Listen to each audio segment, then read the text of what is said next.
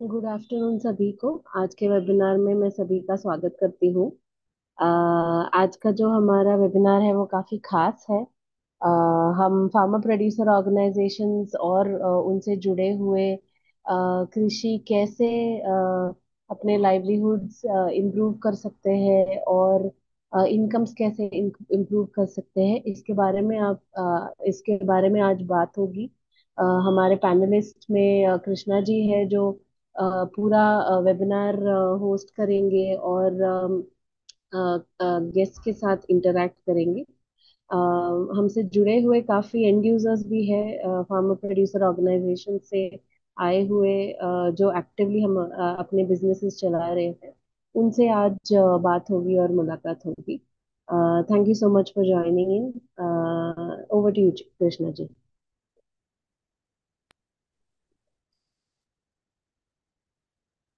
धन्यवाद स्नेहा मैडम। समस्त को नमस्कार। तो मोस्ट ऑफ बहुत गुड़ाए आमर जिते भी एरिया रू आसी एपीओ मेंबर पार्टनर ये समस्त नमस्कार। समस्त को स्वागत करुच्ची। तो आज आम गोटे स्पेसिफिक टॉपिक ऊपर आलोचना करुचे कि जमीती कि फार्मर प्रोड्यूसर कंपनी आजिका डेट रे हमको गोटे माइलेज देइछि कि ओडिशा एस्पेक्ट रे केमिति हमें आगो को इंडिविजुअल मेंबर मानकर जो बेनिफिट पाई एंटरप्रेन्योरशिप मॉडल रे केमिति आगो को से माने बढ़ी परिबे। तो ता ऊपरे केमिति गोटे फार्मर प्रोड्यूसर ऑर्गेनाइजेशन गोटे कलेक्टिव गोटे इंस्टीट्यूशन मेजर प्ले रोल करुछि। तो ताकू आगକୁ ନେବା ପାଇଁ ଆମକୁ କୋଉ ଆପ୍ରୋଚ ରେ କୋଉ ଷ୍ଟ୍ରାଟେଜି ରେ ଯିବା ପାଇଁ ପଡିବ। ତ ବହୁତ ଗୁଡାଏ ଆମେ ଆଲୋଚନା କରିବା। ତ ଆଜି କିଛି କିଛି ଆମେ ଏରିଆରେ ଆମେ କିଛି କିଛି ମଡେଲ ଆମେ କାମ କରିଛେ ଯୋଉଥିରେ କି ଏପିଓ ସେଣ୍ଟ୍ରିକ କୁ ନେଇକି ଆମେ ଦେଖୁଛେ କି ହଁ ଗୋଟେ ଏପିଓ କୁ ଯଦି ଆମେ ସେଣ୍ଟର ପଏଣ୍ଟ ଭାବରେ ଦେଖୁଛେ ତ ତାର ହଲିଷ୍ଟିକ ଆପ୍ରୋଚ ଡେଭଲପମେଣ୍ଟ ପ୍ରସ୍ପେକ୍ଟରେ ଆମେ ଦେଖୁଛେ। ତ ତାକୁ କେମିତି ଆମେ ଆଗକୁ ନେଇପାରିବା ଯେ ତାଙ୍କର ମେମ୍ବର ମାନେ ହେଲେ କି ଯୋଉମାନେ କି ଚମ୍ପିୟନ ହେଲେ ତ ସେଇମାନେ ତାଙ୍କ ଲେଭେଲରେ କେମିତି ଗୋଟେ ଏଣ୍ଟରପ୍ରେନ୍योरशिप ମଡେଲକୁ ଗୋଟେ ଦୀର୍ଘସ୍ଥାୟୀ ହିସାବ ସଷ୍ଟେନେବଲ ମଡେଲ ହିସାବରେ କେମିତି ଆଗକୁ ନେଇପାରିବେ ତା ଉପରେ ଆଜିକା ଆଲୋଚନା ଚକ୍ର ଅଛି। ପ୍ଲସ୍ ଆମେ ଦେଖିବା ଯେ ଏପିଓ ମଡେଲରେ କେମିତି ସେମାନେ ଡିଫରେଣ୍ଟ ଆସ୍ପେକ୍ଟରେ ଚ୍ୟାଲେଞ୍ଜ ଫେସ୍ କରୁଛନ୍ତି ଆଉ ସେଇ ଚ୍ୟାଲେଞ୍ଜ ଗୁଡାକୁ ମିଟିଗେଟ୍ କରିବା ପାଇଁ ତ ଗୋଟେ ଏପିଓ କେମିତି ତା ଷ୍ଟେକ୍ ହୋଲ୍ଡର ମ୍ୟାନେଜମେଣ୍ଟ କରିକି ସବୁ ଜିନିଷ ଗୁଡାକୁ ଆଗକୁ ସୁଚାରୁ ରୂପେ ନେଇପାରିବ ଯୋଉଥିରେ କି ଏପିଓ ନିଜେ ସଷ୍ଟେନ୍ ହବ ପ୍ଲସ୍ ତାଙ୍କର ମେମ୍ବର ମାନେ କେମିତି ସଷ୍ଟେନ୍ ହେବେ ପ୍ଲସ୍ ଯୋଉମାନେ ସିବିବିଓ ଅଛନ୍ତି କି ତାଙ୍କୁ ଗୋଟେ ମାନେ ଭଲ କେମିତି ମାଇଲେଜ ଦବ ଯେ ହଁ ଆମେ ଗୋଟେ ଜାଗାରେ ସକ୍ସେସ୍ କଲେ ସେଇ ଜିନିସଟା ଆଉ ଚାରିଟା ଜାଗାରେ କେମିତି ଅନ୍ୟ ଲୋକମାନେ ବେନିଫିଟ ପାଇପାରିବେ। ତ ସେଇ ଯୋଉ ଲର୍ଣ୍ଣିଂ ଟାକୁ କେମିତି ଆଗକୁ ଆମେ ନେଇପାରିବା। ତ ଏଇ ଯୋଉ ଗୋଟେ ଚିନ୍ତାଧାରା ଥଟ୍ ପ୍ରୋସେସ ସେଲ୍ଫ ଫାଉଣ୍ଡେସନ ଆଜିକା ଡେଟରେ ଭାରତ ବର୍ଷରେ କାମ କରୁଛି ଏପିଓ ମାନଙ୍କୁ ନେଇକି। ତ ଏଇଟା ଗୋଟେ ଆମର ଛୋଟିଆ ପ୍ରୟାସ କି ଆମେ ଆ, ଆ, ଓଡିଶାରୁ ଗୋଟେ ଆମେ ଆରମ୍ଭ କରୁଛେ କି ଆଜି ଏଇ ଜିନିସଟା କି ପ୍ରତିଟି ଲେଭେଲରେ କେମିତି ଆମେ ସେଇ ଜିନିଷ ଗୁଡାକୁ ଆମେ ଭାବି ପାରିବା ଚିନ୍ତା କରିପାରିବା ଆଉ ଆଗକୁ ନେଇପାରିବା। ତ ମୁଁ ଗୋଟେ ସେୟାର କରୁଛି କନସେପ୍ଟଟା। ତ ତା ଉପରେ ଆମେ ଟିକେ ଆଲୋଚନା କରିବା।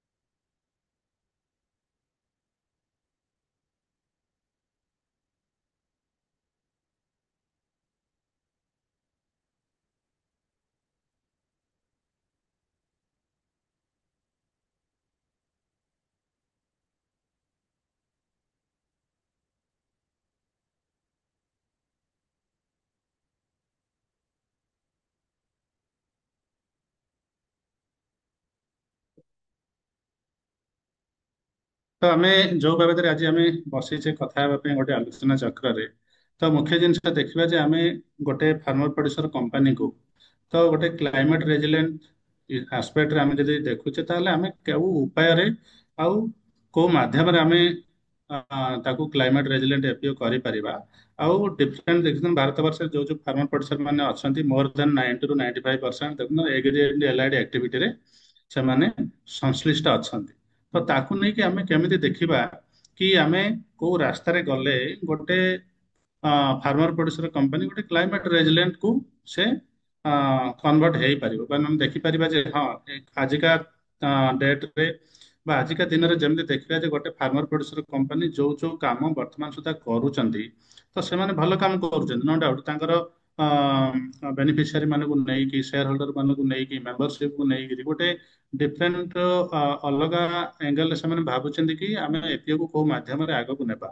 କିନ୍ତୁ କିଛି ଜିନିଷ ଅଛି ଯୋଉଥିରେ କି ଆମେ ତାଙ୍କ ସହିତ ଜଡିତ ହେଇକି କିଛି ଆମେ ନୂଆ ଜିନିଷ ଆଣିକି ତାଙ୍କୁ ଆମେ ନଲେଜ ମାଧ୍ୟମରେ ହଉ ବା କିଛି ଆସେଟ ମାଧ୍ୟମରେ ହଉ ବା କିଛି ଅନ୍ୟ ଥଟ୍ ପ୍ରୋସେସ ମାଧ୍ୟମରେ ହଉ ତ ଏଇ ଯୋଉ ଇକୋସିଷ୍ଟମର ଚିନ୍ତାଧାରା ଯୋଉ ରହିଛି ସେଲ୍ଫ ଫାଉଣ୍ଡେସନର ତ ଫାର୍ମର ପ୍ରୋଡ୍ୟୁସର କମ୍ପାନୀ ସହିତ ଆମେ ଜଡିତ ହେଇକି ତ କୋଉ ମାଧ୍ୟମରେ ଆମେ ଗଲେ ତ ଗୋଟେ ଏପିଓ କ୍ଲାଇମେଟ ରେଜିଲେଣ୍ଟ ହେଇପାରିବ in terms of agri and allied sector ଭିତରେ। ତ ତାକୁ ନେଇକିନା ଆମେ ଆଜିକା ଆଲୋଚନା କରୁଛେ।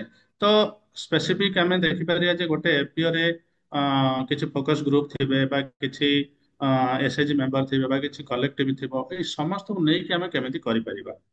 ତ ଯଦି ଆମେ ଦେଖିବା ତାହେଲେ ଗୋଟେ ଏପିଓ କୁ ଷ୍ଟ୍ରେନ୍ଥେନିଂ କରିବା ପାଇଁ ଆମେ ତା ଉପରେ ଆଲୋଚନା କରିବା କି ଏପିଓ ଲେଭେଲରେ କଣ କଣ ଚ୍ୟାଲେଞ୍ଜେସ୍ ଅଛି ଆଉ କାହିଁକି ଗୋଟେ ଏପିଓ କାହିଁକି ଯେ କ୍ଲାଇମେଟ ସ୍ମାର୍ଟ ସଲ୍ୟୁସନକୁ ଭିତ୍ତି କରିକି ଆସିବ ପ୍ଲସ୍ ଆମେ ତାକୁ ଦେଖିବା ଯେ କ୍ଲାଇମେଟ ରେଜିଲେଣ୍ଟ ଏପିଓ ପ୍ଲସ୍ ଏଇ ଜିନିଷ ଗୁଡାକୁ ମିଟିଗେଟ୍ କରିବା ପାଇଁ ସେଲ୍ଫ ଫାଉଣ୍ଡେସନର ଆପ୍ରୋଚ ଆଉ ରୋଲ କଣ କାହିଁକି ସେ ଉପରେ ସେଲ୍ଫ ଫାଉଣ୍ଡେସନ କାମ କରେ ଆଉ ସେଲ୍ଫ ଫାଉଣ୍ଡେସନ କୋଉ ଆପ୍ରୋଚରେ କାମ କରେ ତା ଉପରେ ଆଲୋଚନା କରିବା। ପ୍ଲସ୍ ଏଇ ଜିନିଷ ଗୁଡାକୁ ଏକ୍ଜିକ୍ୟୁଟ କରିବା ପାଇଁ କି ଆମେ ଗ୍ରାସ ରୁଟ୍ ଲେଭେଲରେ ଫିଲ୍ଡ ଲେଭେଲରେ କେମିତି ଦେଖୁଛେ ଏଇ ଜିନିଷ ଗୁଡାକୁ କି ଖାଲି ଆମେ ଏଇ ଜିନିଷ ଗୁଡାକ ଲେଖା ପଢାରେ ନ ରଖିକି ଆମେ କେମିତି ଲୋକମାନଙ୍କ ପାଖରେ ପହଞ୍ଚେଇ ପାରିବା ଏପିଓ ପାଖରେ ପହଞ୍ଚେଇ ପାରିବା ତ ସୋ ଦ୍ୟାଟ କି ଏଇଟା କିଛି ଗ୍ରାସ ରୁଟ୍ ଲେଭେଲରେ ପ୍ରଫୁଲ୍ଲିତ ହେଇକିନା ବାହାରକୁ ଆସିବ। ଦେନ୍ ସେଇଟା ହେଲା ପରେ ଆମେ କଣ ଦେଖୁଛେ କି ଆମେ କେସ୍ ଷ୍ଟଡି ମାଧ୍ୟମରେ ହଉ ଯେମିତି ଆଜି ଆମର ଗେଷ୍ଟ ଅଛନ୍ତି ଓଡ଼ିଶାର ନବରଙ୍ଗପୁର ଡିଷ୍ଟ୍ରିକ୍ଟରୁ ପାପଡ଼ାହାଣ୍ଡି ବ୍ଲକର ସହାୟକ ଏପିଓ ଅଛନ୍ତି ପ୍ଲସ୍ ଆମର ବଲାଙ୍ଗୀର ଡିଷ୍ଟ୍ରିକ୍ଟର ମାଥନପଲ୍ଲା ଭିଲେଜର ଯେମିତି ଟିଟିଲାଗଡ଼ ବ୍ଲକରେ ତ ସେଠୁ ଅଛନ୍ତି ଆମର ଜାଡେନ ଏପିଓରୁ ମଧୁମିତା ମ୍ୟାଡାମ ଅଛନ୍ତି। ତ ସେଇ ଦୁଇ ଜଣ ଗେଷ୍ଟକୁ ଆମେ ଡାକିଛୁ ତ ସେମାନେ ନିଜର ଏକ୍ସପିରିଏନ୍ସ ସେୟାର କରିବେ କି ଆମେ ଏଇ ଜିନିଷ ଗୁଡାକୁ ଆଡପ୍ଟ କଲା ପରେ କୋଉ ଲେଭେଲରେ ଆମେ ଦେଖୁଛେ ଲଙ୍ଗ ଟର୍ମ ଚିନ୍ତାଧାରା କଣ କଣ ଚେଞ୍ଜେସ୍ ଆସିଛି। ତ ଏଇ ସବୁ ଜିନିଷ ଗୁଡାକ ଆଜି ଆମେ ଆଲୋଚନା କରିବା।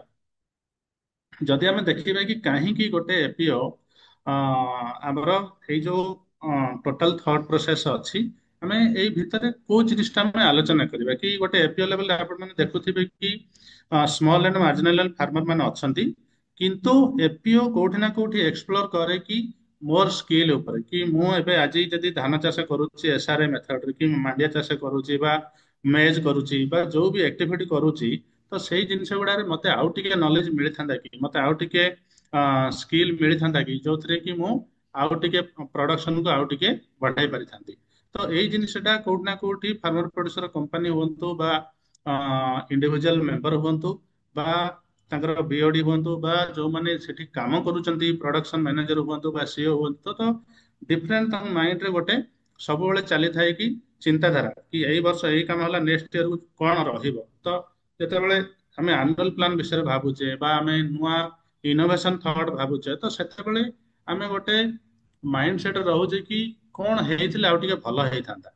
ତ ସେଇ ଜିନିସଟା ଏପିଓ ଭାବେ ତ ସେଇଥିପାଇଁ ଆମେ ଦେଖୁଛେ କି ସେଇ ଭାବନାଟା ଯଦି ଆମେ ଟେକ୍ନୋଲୋଜି ଆଡକୁ ନବା ଯଦି ଆମେ ସେଇ ଭାବନାଟା ନୂଆ ଇନୋଭେସନ ଆଡକୁ ନବା ଯଦି ସେଇ ଭାବନାଟା ଆମେ ଏପିଓର ବିଜନେସ ମଡେଲକୁ କେମିତି ଆଗକୁ ବଢେଇ ହବ ଫାଇନାନ୍ସିଆଲ ପ୍ରୋସ୍ପେକ୍ଟରେ ସେଇ ଜିନିଷ ଯଦି ଆମେ ଭାବି ପାରିବା ତାହେଲେ ନିହାତି ନୂଆ ନୂଆ ଜିନିଷ ଏପିଓ କୁ ଆସିବ ଆଉ ନୂଆ ନୂଆ ଜିନିଷ ଗୁଡାକୁ ଆମେ ଆଡପ୍ଟ କରିପାରିବା ଆଉ ସୋ ଦ୍ୟାଟ କି ଏପିଓର ଚିନ୍ତାଧାରା ଏପିଓର ମିଶନ ଭିଜନ ଆଉ ଯାହା ଅବଜେକ୍ଟିଭ ଅଛି ତାକୁ ଆମେ ମିଟିଗେଟ୍ କରିକି ଆଗକୁ ନେଇପାରିବା।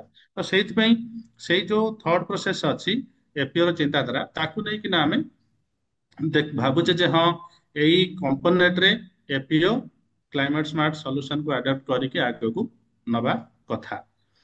ଦେନ୍ ଆମେ ଦେଖୁଛେ ଯେ ଏପିଓ ଲେଭେଲରେ କଣ ଚ୍ୟାଲେଞ୍ଜ ଫେସ୍ ହଉଛି କି ଆମେ ଦେଖୁଛେ କି କୋଉ କୋଉ ଆସ୍ପେକ୍ଟରେ ଏପିଓ ର ଯୋଉ ମୁଖ୍ୟ ଅସୁବିଧା ମାନ ରହିଛି, ତ କିଛି କିଛି ରହିଛି ଯୋଉଥିରେ କି ମିଟିଗେଟ୍ କରି ହୁଏ, କିଛି କିଛି ମିଟିଗେଟ୍ କରି ହୁଏନି ତାଙ୍କ ଲେଭେଲରେ, ଯେମିତି ସିଡ୍ସ ରହିଲା, ଫର୍ଟିଲାଇଜର ରହିଲା, ତାଙ୍କର ଇନପୁଟ ଆସ୍ପେକ୍ଟରେ ରହିଲା। ତ ଏଇ ଜିନିଷ ଗୁଡାକୁ ଆମେ ଦେଖୁଛେ କି ହଁ ମୁଁ ହାଇଲ୍ଡ ଭେରାଇଟିର କି ଇଣ୍ଡିଜିନିୟସ ଭେରାଇଟି କି ହାଇବ୍ରିଡ ଭେରାଇଟିର ମୁଁ କିଛି ସିଡ୍ ନେଇଯାଉଛି, ପ୍ଲସ୍ ଫାର୍ମର ମାନଙ୍କ ଭିତରେ ଡିଷ୍ଟ୍ରିବ୍ୟୁଟ କରୁଛି, ସେମାନଙ୍କୁ ପ୍ରପର ଟ୍ରେନିଂ ଦିଆହଉଛି କେମିତି ସେମାନେ ସିଡ୍ ବ୍ୟାଙ୍କ ରଖିବେ ବା କୋଉ ଭଳି ଭାବରେ ସେମାନେ ସିଡ୍ ବେଡ୍ ପକେଇବେ, ତାର କଲ୍ଟିଭେସନ ଶୈଳୀ କଣ ହବ, ପ୍ୟାକେଜ ଅଫ ପ୍ରାକ୍ଟିସ କେମିତି ହେବା ଦରକାର। ତ ଏଇ ସବୁ ଜିନିଷ ଗୁଡାକ ତାଙ୍କୁ ଆମେ ଯୋଉ ପ୍ରୋଭାଇଡ କରୁଛେ ଇଣ୍ଡିଭିଜୁଆଲ ମେମ୍ବର ମାନଙ୍କୁ, ତ ସେଇଥିରେ ଆଉ ଟିକେ ତାଙ୍କୁ ହେଲ୍ପ ଦରକାର, ଯୋଉଥିରେ କି କ୍ୱାଲିଟି ଜିନିଷ ଉପରେ ଆମେ କେମିତି ସେଟା ଏନସୋର କରିପାରିବା। ତ ସେଇ ଜିନିସଟା ଆସିଲା ପରେ କଣ ହବ ନା ଟେକ୍ନୋଲୋଜି ମାଧ୍ୟମରେ ବି ଏଇ ଜିନିଷ ଗୁଡାକୁ ବି ଆମେ ବେଷ୍ଟ ପ୍ରାକ୍ଟିସେସ୍ ହିସାବରେ ବି ଆମେ ଆଡପ୍ଟ କରୁଛେ, ଗୋଟେ ଗୋଟେ ଜାଗାରେ ବି ହଉଛି। ତ ଆମକୁ ଏଇ ଜିନିଷ ଆଡକୁ ବି ଏପିଓ ର ଚିନ୍ତାଧାରା ରହିବା କଥା। ଦେନ୍ ଆମେ ଦେଖିପାରିବା ଯେ ଏଗ୍ରିକଲଚର ଆଉ ମାର୍କେଟରେ ମାନେ ଏଇ ଜିନିଷ ଗୁଡାକ ମାର୍କେଟ ଡ୍ରିଭେନ ହେବା କଥା, ସୋସିଆଲ ଆକ୍ସେପ୍ଟାନ୍ସ ହେବା କଥା। କି ଫର ଏକ୍ସାମ୍ପଲ ଏପିଓ ଲେଭେଲରେ ମୁଁ ଯଦି ମେଜ୍ ବହୁତ କରିଦେଲି, ମାଣ୍ଡିଆ ବହୁତ କରିଦେଲି, ଭ୍ୟାଲୁ ଏଡିସନ ପ୍ରଡକ୍ଟ ବହୁତ କରିଦେଲି, କିନ୍ତୁ ସେଗୁଡାକ ମାର୍କେଟରେ ଆକ୍ସେପ୍ଟ ହଉନି, ତ ସେଇ ଜିନିସଟା ଆମେ ପ୍ରୋତ୍ସାହନ ଦବାନି। ଯୋଉ ଜିନିଷ ଗୁଡାକ ଯଦି ଆମେ ବଜାରରେ ମାନେ ବହୁତ ଅଧିକ ମାତ୍ରାରେ ମାନେ ଲୋକମାନେ ଗ୍ରହଣ କରୁଛନ୍ତି, ସେଇ ଜିନିଷ ଯଦି ଆମେ ଏପିଓ କୁ ଆଡପ୍ଟ କରାଇବା ଶିଖେଇବା, ତାହେଲେ ନିହାତି ସେଇ ଜିନିଷରେ ଏପିଓ ର ଉନ୍ନତିକରଣ ହେଇପାରିବ। ତ ସିମିଲାର କାଇଣ୍ଡ ଅଫ୍ ବହୁତ ଗୁଡାଏ କମ୍ପୋନେଣ୍ଟ ଅଛି, କେମିତି ଆମେ ଇକୋନୋମିକାଲି କେମିତି କଲେକ୍ଟିଭ ହେଇପାରିବା, ତ ଫାଇନାନ୍ସିଆଲି କେମିତି କଲେକ୍ଟିଭ ହେଇପାରିବା। କି ଫର ଏକ୍ସାମ୍ପଲ ଆଜିକା ଡେଟରେ ଆମ ଏପିଓ ମାନଙ୍କ ସହିତ ବହୁତ ଷ୍ଟେକ୍ ହୋଲ୍ଡର ମାନେ ଅଛନ୍ତି, କି ନିଜର ତ ପ୍ରମୋଟର ଅର୍ଗାନାଇଜେସନ ଅଛନ୍ତି, ଏଗ୍ରିକଲଚର ଡିପାର୍ଟମେଣ୍ଟ ଅଛନ୍ତି, ନାବାର୍ଡ ବି ଅଛି, ଆଉ other scheme PMFME, agriculture infrastructure fund, ମାନେ ବହୁତ ଗୁଡାଏ ସ୍କିମ୍ ବାବଦରେ ହଉ, ପଲିସି ବାବଦରେ ହଉ, ଡାଇରେକ୍ଟ ବେନିଫିଟ ଟ୍ରାନ୍ସଫର ଡିବିଟି ବାବଦରେ ହଉ, ବା ନାବାର୍ଡର କିଛି ସିଡ୍ ମନି ସପୋର୍ଟ ହଉ, ଇନଫ୍ରାଷ୍ଟ୍ରକ୍ଚର ହଉ, ନଭକେସନ ର ସପୋର୍ଟ ହଉ, ଅଦର ମାନେ ବହୁତ ଗୁଡାଏ ଷ୍ଟେକ୍ ହୋଲ୍ଡର ମାନେ ଆଜିକା ଡେଟରେ ଅଛନ୍ତି ଏକ୍ରସ୍ ଇଣ୍ଡିଆରେ, ଯୋଉଥିରେ କି ଏପିଓ କୁ ଗୋଟେ ଭଲ ମାଇଲେଜ ମିଳୁଛି କି ଆଗକୁ ବଢିବା ପାଇଁ। ତ ଏଇ ଜିନିଷ ଗୁଡାକୁ ଆମେ ଦେଖୁଛେ କି ହଁ ଯଦି ଗୋଟେ ଏପିଓ ଯଦି ସେଣ୍ଟର ପଏଣ୍ଟ ହୁଏ, ତାହେଲେ ତାର ଚତୁର୍ପାର୍ଶ୍ୱରେ ଏଇ ଜିନିଷ ଗୁଡାକର ସ୍କୋପ ଆଉ ଅପରଚୁନିଟି ଅଛି। ତେଣୁ ନିହାତି ଆମେ ଗୋଟେ ଏପିଓ କୁ ଭାବିବା ଦରକାର ଯେ ହଁ ଏପିଓ ମଡେଲ ଆମେ ଆଗକୁ ନେବା ଦରକାର, ପ୍ଲସ୍ ଆମେ ଆଗକୁ ଏଇ ଆଙ୍ଗେଲରେ ନେବା ଦରକାର ଯୋଉ ଆଙ୍ଗେଲରେ କି ସେମାନେ ଟିକେ ସ୍ମାର୍ଟ ଟେକ୍ନୋଲୋଜିକୁ ଆଡାପ୍ଟ କରିକିନା ଆଉ ଏଇ ଜିନିଷ ଗୁଡାକୁ ଆଗକୁ ନେଇକି ତାଙ୍କର ବିଜନେସ ଏଣ୍ଟିଟି ହଉ, ତାଙ୍କର ସ୍କିଲ୍ ଏଣ୍ଟିଟି ହଉ, ପ୍ଲସ୍ ତାଙ୍କର ଆମର କ୍ୟାପାସିଟି ବିଲ୍ଡିଂ ହଉ, ଏଇ ସବୁ ମାନେ ଗୋଟେ ହଲିଷ୍ଟିକ ଡେଭଲପମେଣ୍ଟରେ ଯେମିତି ତାକୁ ଆଗକୁ ନେଇ ହବ। ତ ଏଇ ଜିନିଷଟା ଚିନ୍ତାଧାରା ଥିଲା ଯେ ହଁ ବିକଜ ଏଇ ଜିନିଷ ଗୁଡାକ ଅଛି, ତେଣୁ ସେଲକୋ ଫାଉଣ୍ଡେସନର ଥଟ୍ ପ୍ରୋସେସରେ ଆମେ ଏପିଓ ର ଯୋଉ ମଡେଲ ଅଛି ତାକୁ ନେଇକି ଆଗକୁ ନେଇକିନା ବଢେଇ ହେଇପାରିବ, ଯୋଉଥିରେ କି ଆମେ ଜାଣିପାରିବା ଯେ ହଁ ଏଇ ଏପିଓ ଆମେ ରିଚ୍ କରେଇ ପାରିବା କୋଉଥିରେ ନା କ୍ଲାଇମେଟ ସ୍ମାର୍ଟ ଟେକ୍ନୋଲୋଜି ସଲ୍ୟୁସନରେ, ସୋ ଦ୍ୟାଟ କି ଗୋଟେ କ୍ଲାଇମେଟ ରେଜିଲେଣ୍ଟ ଏପିଓ କୁ ସେମାନେ ଜମ୍ପ କରିପାରିବେ। ଦ୍ୱିତୀୟ ଜିନିଷ ହେଲା ଯେ ଯେମିତି ଆମେ ବହୁତ ଗୁଡାଏ ଜିନିଷ କଥା ହେଲେ କି ଏପିଓ ଲେଭେଲରେ କଣ କଣ ଚ୍ୟାଲେଞ୍ଜ ଅଛି, ତ ଆପଣ ମାନେ ଏଇ ସବୁ ଜିନିଷ ଗୁଡାକ ଅନ୍ତର୍ଭୁକ୍ତ ହେଇକି ଅଛନ୍ତି କି ଆପଣ ମାନେ ଦେଖିପାରିବେ କି କିଛି ଆମକୁ ଟେକ୍ନୋଲୋଜି ହଉ ବା ଅ, ଯେମିତିକି ଆମେ ନୂଆ ନୂଆ ଟେକ୍ନୋଲୋଜି ମାର୍କେଟରେ ଅଛି, ତ ତାକୁ ଆମେ ଆଡପ୍ଟ କରିବା ଜାଣିଛେ, ବଟ୍ ଆମ ପାଖରେ ସେ ଜିନିଷ ଗୁଡାକ ଅପହଞ୍ଚ ହେଇଯାଉଛି। ତ କିଛି ଯଦି ଆମେ ଓଡିଶା ବେସ୍ଡ କଥା ଦେଖିବା କି ଆମେ ମାଲକାନଗିରି କଥା ଦେଖିବା, କି ଯୋଉ ଯୋଉ ବେଲ୍ଟ ରେ ଆମର ବହୁତ ଗୁଡାଏ ଆକ୍ଟିଭ ଏପିଓ ଅଛନ୍ତି, କିନ୍ତୁ ତାଙ୍କ ପାଖରେ ଠିକ ଜିନିସଟା ପହଞ୍ଚି ପାରୁନି, ଯୋଉଥିରେ କି ସେମାନେ ଜାଣି ପାରୁନାହାନ୍ତି ଯେ ହଁ ମତେ ମିଲେଟ ଯଦି କାମ କରିବାର ଅଛି, ମିଲେଟ ର ମୋର ହାଇ ଭଲ୍ୟୁମରେ ମୋ ଏଇ ବର୍ଷ ଆମର ପ୍ରଡକ୍ସନ ହେଇଛି, ଗଭର୍ଣ୍ଣମେଣ୍ଟକୁ ଆମେ ଦଉଛେ, ଗଭର୍ଣ୍ଣମେଣ୍ଟ ଯେତିକି ନଉଛି ସେତିକି ନଉଛି ମଣ୍ଡିରେ, ରିମେନିଂ ଗୁଡାକ ଆମେ ଆଉ ବାହାରକୁ ଛାଡି ଦଉଛୁ ର ମେଟେରିଆଲ। ତାକୁ କ୍ଲିନ କରିକି ଦେଇଦେଲେ, ଜଷ୍ଟ ତାକୁ ଟିକେ ସଫା କରି କ୍ଲିନ କରିକି ଦେଇଦେଲେ ଆଉ 4-5 ଟଙ୍କା ଅଧିକରେ ପଳେଇଯାଏ। ତ ଏଇ ଯୋଉ ଥଟ୍ ପ୍ରୋସେସ ଚିନ୍ତାଧାରା ତାଙ୍କ ପାଖରେ ଅଛି, କିନ୍ତୁ ତାର ସମାଧାନର ରାସ୍ତା, ତାର ସଂସାଧନ, ତାର ସଲ୍ୟୁସନ ମାନେ ତାଙ୍କୁ କେମିତି ପହଞ୍ଚିବ ଆଉ ତାକୁ ସେମାନେ କେମିତି ସେଇ ଜିନିଷ ବାବଦରେ ଆୱାର କିଏ କରେଇବେ, ସେଇଟା ଗୋଟେ କ୍ୱେଶ୍ଚିନ୍ ମାର୍କ ହଉଛି। ତ ଏଇଟା ତାଙ୍କ ପାଇଁ ଗୋଟେ ଚ୍ୟାଲେଞ୍ଜ ହେଇଯାଉଛି। ପ୍ଲସ୍ ଏଇ ଜିନିଷ ଗୁଡାକ ଯଦି ଏପିଓ ଲେଭେଲରେ ଅଛି, ତାହେଲେ ତାଙ୍କ ପାଖରେ ପହଞ୍ଚୁଛି କି ପ୍ରପର ପଲିସି ଲେଭେଲ ହଉ ବା ଯେମିତିକି ଆମର ଫାଇନାନ୍ସିଆଲ ମଡେଲ ହଉ କି ଗୋଟେ ଏପିଓ ଯଦି ଆଜିକା ଡେଟରେ 3 ବର୍ଷର ଗୋଟେ ଯୋଜନା ବା 5 ବର୍ଷର ଯୋଜନା ସେମାନେ ଦେଖୁଛନ୍ତି କି ଆଗକୁ ଆମେ ଆଜିକା ଡେଟରେ ଆମ ପାଖରେ ରିସୋର୍ସ ଅଛି, ଟେକ୍ନୋଲୋଜି ଅଛି, ନଲେଜ ଅଛି, କିନ୍ତୁ ଆମ ପାଖରେ ସମ୍ବଳ ନାହିଁ। ଯୋଉ ସମ୍ବଳକୁ ୟୁଟିଲାଇଜ କରିକି ତାକୁ ଆଗକୁ ବଢେଇକି ଆମେ ଗୋଟେ 2 ବର୍ଷ 3 ବର୍ଷରେ ଆଜିକା ଡେଟରେ ଆମେ ଆମର ଟର୍ନ ଓଭର ଅଛି 5 ଲକ୍ଷ ଟଙ୍କା, 5 ବର୍ଷ ପରେ କି 6 ବର୍ଷ ପରେ ଆମେ ତାକୁ 1 କୋଟିରେ ପହଞ୍ଚିବା ପାଇଁ ଆମେ ଯୋଜନା କରୁଛୁ। ତ ଆମେ ସ୍ୱପ୍ନ ଦେଖୁଛୁ, କିନ୍ତୁ ତା ପାଇଁ ଯେମିତି ହ୍ୟୁମାନ ବଡିରେ ଯେମିତି ହେମୋଗ୍ଲୋବିନ୍ ଟା ଯେମିତି ମାଇଣ୍ଡ ରଖେ, ଏପିଓରେ ସେମିତି ଏପିଓର ହେମୋଗ୍ଲୋବିନ୍ ହେଉଛି ଫାଇନାନ୍ସ।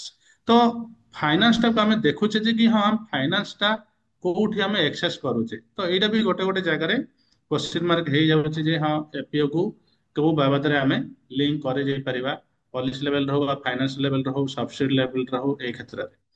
ପ୍ଲସ୍ ଆମେ ଆଉ ଟିକେ ଦେଖୁଛେ କି ଆମେ ଯୋଉ ଜିନିଷ ଗୁଡାକ ଆମେ ଫାଇନାନ୍ସ ଆକ୍ସେସ ଟୁ ଫାଇନାନ୍ସ ହେଇଗଲା କି ଟେକ୍ନୋଲୋଜି ନେଇଗଲେ କି ଏଇ ସବୁ ବାବଦରେ, କିନ୍ତୁ ଏପିଓ ପାଖରେ ପ୍ରପର ଆସେଟ ରହିବା ଦରକାର କି ଆମେ ତାଙ୍କର ଷ୍ଟୋରେଜ କାପାସିଟି ଅଛି ନା ନାହିଁ, ପ୍ଲସ୍ ପ୍ରଡକ୍ଟିଭିଟି କେମିତି ହଉଛି, ପ୍ଲସ୍ ଯୋଉ ଜିନିଷ ଗୁଡାକ ଆସୁଛି ଏପିଓ ପାଖକୁ ତାର ଠିକ ରେ ବଜାରୀକରଣ ହଉଛି ନା ନାହିଁ, ମାର୍କେଟିଂ ହଉଛି ନା ନାହିଁ, ପ୍ଲସ୍ ତାର ବିଜନେସ ମଡେଲ ଟା ଠିକ ରେ ଚାଲୁଛି ନା ନାହିଁ। ଯୋଉମାନେ କାମ କରୁଛନ୍ତି ସେମାନେ ପ୍ରପର ଗୋଟେ ପ୍ରୋସେସ ରେ ମାନେ ତ ଯୋଉ ମାନୁଆଲ ଅଛି ଅର୍ଗାନାଇଜେସନ ର କି ଆମକୁ ଏଇ ଡକୁମେଣ୍ଟ ହଉ ବା ଏଇ ରେକର୍ଡ ହଉ ଏଇ ସବୁ ଗୁଡାକ କିପିଙ୍ଗ ଏଇ ଯୋଉ ରେକର୍ଡ କିପିଙ୍ଗ ଏଇ ସବୁ ଠିକ ଅଛି ନା ନାହିଁ। ତ ବହୁତ ଗୁଡାଏ ଗଭର୍ନାନ୍ସ ଲେଭେଲର ହଉ, ଫାଇନାନ୍ସ ଲେଭେଲର ହଉ ବା ଟ୍ରେନିଂ ମାର୍କେଟିଂ ଲେଭେଲର ହଉ ବା ପ୍ରଡକ୍ସନ ଲେଭେଲର ହଉ, ତ ଏଇ ଯୋଉ 5-6ଟା କମ୍ପୋନେଣ୍ଟ ରହୁଛି ଏପିଓ କୁ ଜାଣିବା ପାଇଁ, ତ ସେଇ ଜିନିଷ ଗୁଡାକରେ ଏପିଓ ମାନେ କୋଉଠି ନା କୋଉଠି ଆଜିକା ଡେଟରେ ବି ଚ୍ୟାଲେଞ୍ଜ ଫେସ୍ କରୁଛନ୍ତି। ତ ତା ବାବଦରେ ଆମର ଏଇ ପ୍ରୋଗ୍ରାମରେ ଏଇ ସବୁ ଯୋଉ ଚ୍ୟାଲେଞ୍ଜ ଗୁଡାକ କେମିତି ଆମେ ମିଟିଗେଟ କରିପାରିବା ତା ଉପରେ ବି ଆମେ ଫୋକସ କରୁଛୁ। ତ ଏଇ ଜିନିଷ ଗୁଡାକୁ ଆମକୁ କୋଉ କେମିତି ମାନେ ସେଲ୍ଫ ଫାଉଣ୍ଡେସନ କାହିଁକି ଆଜି ଏପିଓ ମାନଙ୍କର ଡିଫରେଣ୍ଟ ପ୍ରୋବ୍ଲେମ ଉପରେ ଆଲୋଚନା କରେ, ଆଉ କାହିଁକି ଆମେ ଗୋଟେ ଏପିଓ ପ୍ଲାଟଫର୍ମ କ୍ରିଏଟ କରୁଛୁ କି ତାଙ୍କୁ ଏଇ ଆସ୍ପେକ୍ଟରେ କାମ କରିବା ଦରକାର। କାହିଁକି ନା ସେଲ୍ଫ ଫାଉଣ୍ଡେସନ ର କୋର ଆକ୍ଟିଭିଟି ଏଇଆ ନୁହେଁ ଯେ ହଁ ଟେକ୍ନୋଲୋଜି ଉପରେ କାମ କରେ, ଆମେ ଟେକ୍ ଆଣ୍ଡ ନନ୍ ଟେକ୍ ଉପରେ କାମ କରୁଛୁ। ଆଉ ପ୍ଲସ୍ ଏଇ ଯୋଉ ହଲିଷ୍ଟିକ ଆପ୍ରୋଚ ଯୋଉ ଡେଭଲପମେଣ୍ଟ ଚିନ୍ତାଧାରା ରଖିକିନା ଆମେ ଏପିଓ ମାନଙ୍କ ସହିତ ଜଡିତ ହଉଛୁ। ତ କିଛିଟା ଆପ୍ରୋଚ ରହିଛି ଯୋଉଥିରେ କି ଆମେ ଏପିଓର ଯେତେ ମୁଁ ଜିନିଷ ଗୁଡାକ ଏବେ କହିଲି କି କାହିଁକି ଏପିଓ ଆସିବା କଥା କ୍ଲାଇମେଟ ସ୍ମାର୍ଟ ଟେକ୍ନୋଲୋଜି ସଲ୍ୟୁସନକୁ ଏବଂ ତାଙ୍କର ଚ୍ୟାଲେଞ୍ଜେସ ବିଷୟରେ କଣ ରହିବା ଦରକାର, ଏଇ ସବୁ ଜିନିଷକୁ ମିଟିଗେଟ୍ କରିବା ପାଇଁ ଆମକୁ ତାଙ୍କର ଇକୋ ସିଷ୍ଟମଟାକୁ ଡେଭଲପ କରିବା ପାଇଁ ପଡିବ। ପ୍ଲସ୍ ଆମେ ଦେଖୁଛେ କି ଲାଇଭଲିହୁଡ ମଡେଲରେ ଯୋଉଟା କାମ କରୁଛେ କି ତାଙ୍କର ଡିଫରେଣ୍ଟ ଏପିଓ ଡିଫରେଣ୍ଟ ଆକ୍ଟିଭିଟି କରନ୍ତି, ଆଉ ସେଇ ଭିତରେ ମଲ୍ଟିପୁଲ ଷ୍ଟେକ୍ ହୋଲ୍ଡର ମାନେ ବି ଅଛନ୍ତି କି ଇଣ୍ଡିଭିଜୁଆଲ ମେମ୍ବର ବି ଭଲ କାମ କରୁଛନ୍ତି। ପ୍ଲସ୍ ତାଙ୍କର ମାଇକ୍ରୋ ପ୍ରଡ୍ୟୁସର ଗ୍ରୁପ ବି ଥାଇପାରେ ଗୋଟେ ଏପିଓରେ, ଏସଏଚଜି ବି ଥାଇପାରେ ଗୋଟେ ଏପିଓରେ, କି ଫାର୍ମର କ୍ଲବ ବି ଥାଇପାରେ। ଡିଫରେଣ୍ଟ ଜୋନ୍ ଡିଫରେଣ୍ଟ ମେମ୍ବର ମାନଙ୍କୁ ନେଇକିନା ଗୋଟେ ଏପିଓ ଗଠିତ ହଉଛି। ତ ସେଇ ଯୋଉ ଭିଲେଜ ଲେଭେଲରେ, ହାମଲେଟ ଲେଭେଲରେ, ଇଣ୍ଡିଭିଜୁଆଲ ଲେଭେଲରେ ସମସ୍ତେ ଗୋଟେ ଗୋଟେ ଚମ୍ପିୟନ ହେଇକି ଅଛନ୍ତି, କିନ୍ତୁ ସେଇ ଚମ୍ପିୟନର ଚିନ୍ତାଧାରାକୁ ଆଗକୁ ନେବାର ଅଛି। ଏପିଓ ଲେଭେଲରେ ଚମ୍ପିୟନର ଚିନ୍ତାଧାରା ଅଲଗା ଅଛି, ସେଲ୍ଫ ଫାଉଣ୍ଡେସନର ଚମ୍ପିୟନ କହିଲେ ସେମାନଙ୍କର ଚିନ୍ତାଧାରା ଅଲଗା ଅଛି, ଯୋଉମାନେ ଭାବୁଛନ୍ତି ହଁ ଆମେ ଚମ୍ପିୟନକୁ ଆଗକୁ ନେବା ପାଇଁ ଚାହୁଁଛୁ। ଆଉ ସିବିପିର ଯୋଉମାନେ ପାର୍ଟନର ଅର୍ଗାନାଇଜେସନ ମାନେ ଅଛନ୍ତି ତାଙ୍କ ପାଇଁ ବି ଚମ୍ପିୟନର ଡିଫରେଣ୍ଟ ଡେଫିନେସନ ଅଛି। ଏପିଓ ପାଇଁ ବି ସେମିତି ଗୋଟେ ଅଲଗା ଡେଫିନେସନ ଅଛି। ତ ଏପିଓ ପାଇଁ ଯୋଉ ଫାର୍ମରଟା ଭଲସେ ତାଙ୍କୁ ଅନ୍ୟ ଫାର୍ମର ମାନଙ୍କୁ ବୁଝେଇ ପାରୁଛି, ତ ପ୍ୟାକେଜ ଅଫ ପ୍ରାକ୍ଟିସକୁ ଯିଏ ଜଲ୍ଦି ଆଡପ୍ଟ କରିକି ଅନ୍ୟମାନଙ୍କୁ ଯିଏ ନିଜର ଟ୍ରେନିଂ ବାବଦରେ କହିପାରୁଛି, ତ ଏଇ ସବୁ ଜିନିଷ ଗୁଡାକ ଯୋଉମାନେ ଆମେ ଦେଖୁଛେ କି ହଁ ଗୋଟେ ମେମ୍ବର ପାଖରେ ଏଇ ସବୁ ଜିନିଷ ଗୁଡାକ ମାନେ ଦେଖା ଯାଉଛି, ତ ଆମେ ତାଙ୍କୁ କେମିତି ଆଗକୁ ନେଇପାରିବା, ତାକୁ ସେଇ ଜିନିଷ ଗୁଡାକୁ ଆମେ କେମିତି ଏକ ତ ବିଦିନ ଅର୍ଗାନାଇଜେସନ କ୍ରସ ଲର୍ଣ୍ଣିଂ ଆମେ କରଉଛେ, ପ୍ଲସ୍ ଯଦି ନାହିଁ ତାହେଲେ ତାକୁ ନେଇକିନା ଆମେ ଆଉ ଗୋଟେ ଜାଗାକୁ ନେଇକି ଦେଖଉଛେ। ତ ଓଭରଅଲ ଯଦି ଆମେ ଦେଖିବା କି ଏପିଓ କୁ ଗୋଟେ ଇମ୍ପାକ୍ଟ ମାଧ୍ୟମରେ ମାନେ ଇମ୍ପାକ୍ଟ ଯେମିତି ହବ ଇନ ଫ୍ୟୁଚରରେ, ତ ସେଇ ବାବଦରେ ଯଦି ଆମେ ଦେଖିବା ତାହେଲେ ସ୍ମଲ ହୋଲ୍ଡର ଫାର୍ମର ମାନେ କେମିତିକା କାମ କରିବା ଦରକାର, ଓମେନ ମାନେ କେମିତି କାମ କରିବା ଦରକାର, ୟୁଥ ମାନେ, ତ ଏକ୍ଜିଷ୍ଟିଂ ଫାର୍ମର ମାନେ ଯୋଉ ସ୍ମଲ ସ୍ମଲ ଗ୍ରୁପ ଅଛି, ତ ଏଇ ସବୁ ଜିନିଷ ଗୁଡାକୁ ଆମେ କେମିତି ଆଗକୁ ନେଇପାରିବା ତା ଉପରେ ଚିନ୍ତା କରୁଛେ। ପ୍ଲସ୍ ଆମେ କୋଲାବୋରେସନ ମାଧ୍ୟମରେ ଚାମ୍ପିୟନ ହୁଅନ୍ତୁ ବା ଅଦର ଭ୍ୟାଲ୍ୟୁ ଚେନ୍ ଆସ୍ପେକ୍ଟରୁ ହୁଅନ୍ତୁ, ଏଇ ଜିନିଷ ଗୁଡାକ ବି ଦେଖୁଛେ ଆମେ। କି ଫର ଏକ୍ଜାମ୍ପଲ ଗୋଟେ ଏପି ଅଣ୍ଡରରେ 10ଟା ଗାଁ ଅଛି, 10ଟା ଗାଁରେ 10ଟା ଭ୍ୟାଲ୍ୟୁ ଚେନ୍ ର କାମ ହଉଛି। କୋଉଠି ମିଲେଟ ହଉଛି ତ କୋଉଠି ପେଡି ହଉଛି, କୋଉଠି ସ୍ପାଇସ୍ ହଉଛି, କୋଉଠି ମାନେ ଭେଜିଟେବଲ କ୍ଲଷ୍ଟର ଅଛି। ତ ଏଇ ସବୁ କ୍ଲଷ୍ଟର ଆପ୍ରୋଚରେ ବି ଆମେ ଦେଖିପାରିବା ଯେ ସେଇ ଭିତରେ କୋଉ କୋଉ ଜିନିଷ ଗୁଡାକ ଆମେ ଇନପୁଟ ଆସ୍ପେକ୍ଟରେ କାମ କରୁଛେ, କୋଉ ଜିନିଷ ଗୁଡାକ ଫାର୍ମ ଆକ୍ଟିଭିଟିରେ କାମ କରୁଛେ, କୋଉ ଜିନିଷ ଗୁଡାକ ହାର୍ଭେଷ୍ଟ ହେଲା ପରେ କଣ କାମ କରୁଛେ। ତ ଏଇ ସବୁ କମ୍ପୋନେଣ୍ଟରେ ଯଦି କାମ କରିବା ତାହେଲେ ଗୋଟେ ଏପିଓର କିଛି ଚେଞ୍ଜେସ୍ ଆମେ ଆଣିପାରିବା। ତ ଏଇ ସବୁ ଜିନିଷ ଗୁଡାକ ହୁଏ ଯଦି କ୍ଲାଇମେଟ ରେଜିଲେନ୍ସ ମାଧ୍ୟମରେ, ଆଉ ତାକୁ ଯଦି ଆମେ କ୍ଲଷ୍ଟର ବ୍ଲାଙ୍କେଟିଂ କରିପାରିବା ଥ୍ରୋ ଟେକ୍ନୋଲୋଜି ସଲ୍ୟୁସନ। କି climate resilient agriculture production cluster ଆମେ କାହାକୁ କହିବା? ଯଦି ଗୋଟେ ଚିନ୍ତାଧାରା ଯଦି ଆମେ ଆଣିବା, ଯଦି ଗୋଟେ ପଞ୍ଚାୟତ ବ୍ଲକ ଯଦି ଆମେ କହିବା ଯେ ହଁ ଏଇ ଗୋଟେ ବ୍ଲକ ଆମେ କ୍ଲାଇମେଟ ରେଜିଲେଣ୍ଟ ମାନେ ଯୋଉଟା କି ଏଗ୍ରିକଲଚର ପ୍ରଡକ୍ସନ କ୍ଲଷ୍ଟରକୁ ଆମେ ବ୍ଲାଙ୍କେଟିଂ କରୁଛେ। କି ଗୋଟେ ବ୍ଲକ କେମିତି ଆମେ ସେଲ୍ଫ ଫାଉଣ୍ଡେସନ ର ଚିନ୍ତାଧାରାରେ ଗୋଟେ ବ୍ଲକରେ ସେଠି ବିଜନେସ ଏଣ୍ଟିଟିର କିଛି ଡିଆରି ସଲ୍ୟୁସନ ହେଇଥାଇପାରେ, ବା କିଛି ଟ୍ରେନିଂ କମ୍ପୋନେଣ୍ଟ ବି କଭର ହେଇଥାଇପାରେ, କିଛି ଗଭର୍ଣ୍ଣମେଣ୍ଟର ସପୋର୍ଟ ବି ଆସିଥାଇପାରେ, କିଛି ଷ୍ଟୋରେଜ ହଉ ବା ସୋଲାର ସଲ୍ୟୁସନ ର ବି କିଛି କନସେପ୍ଟ ଥିବ।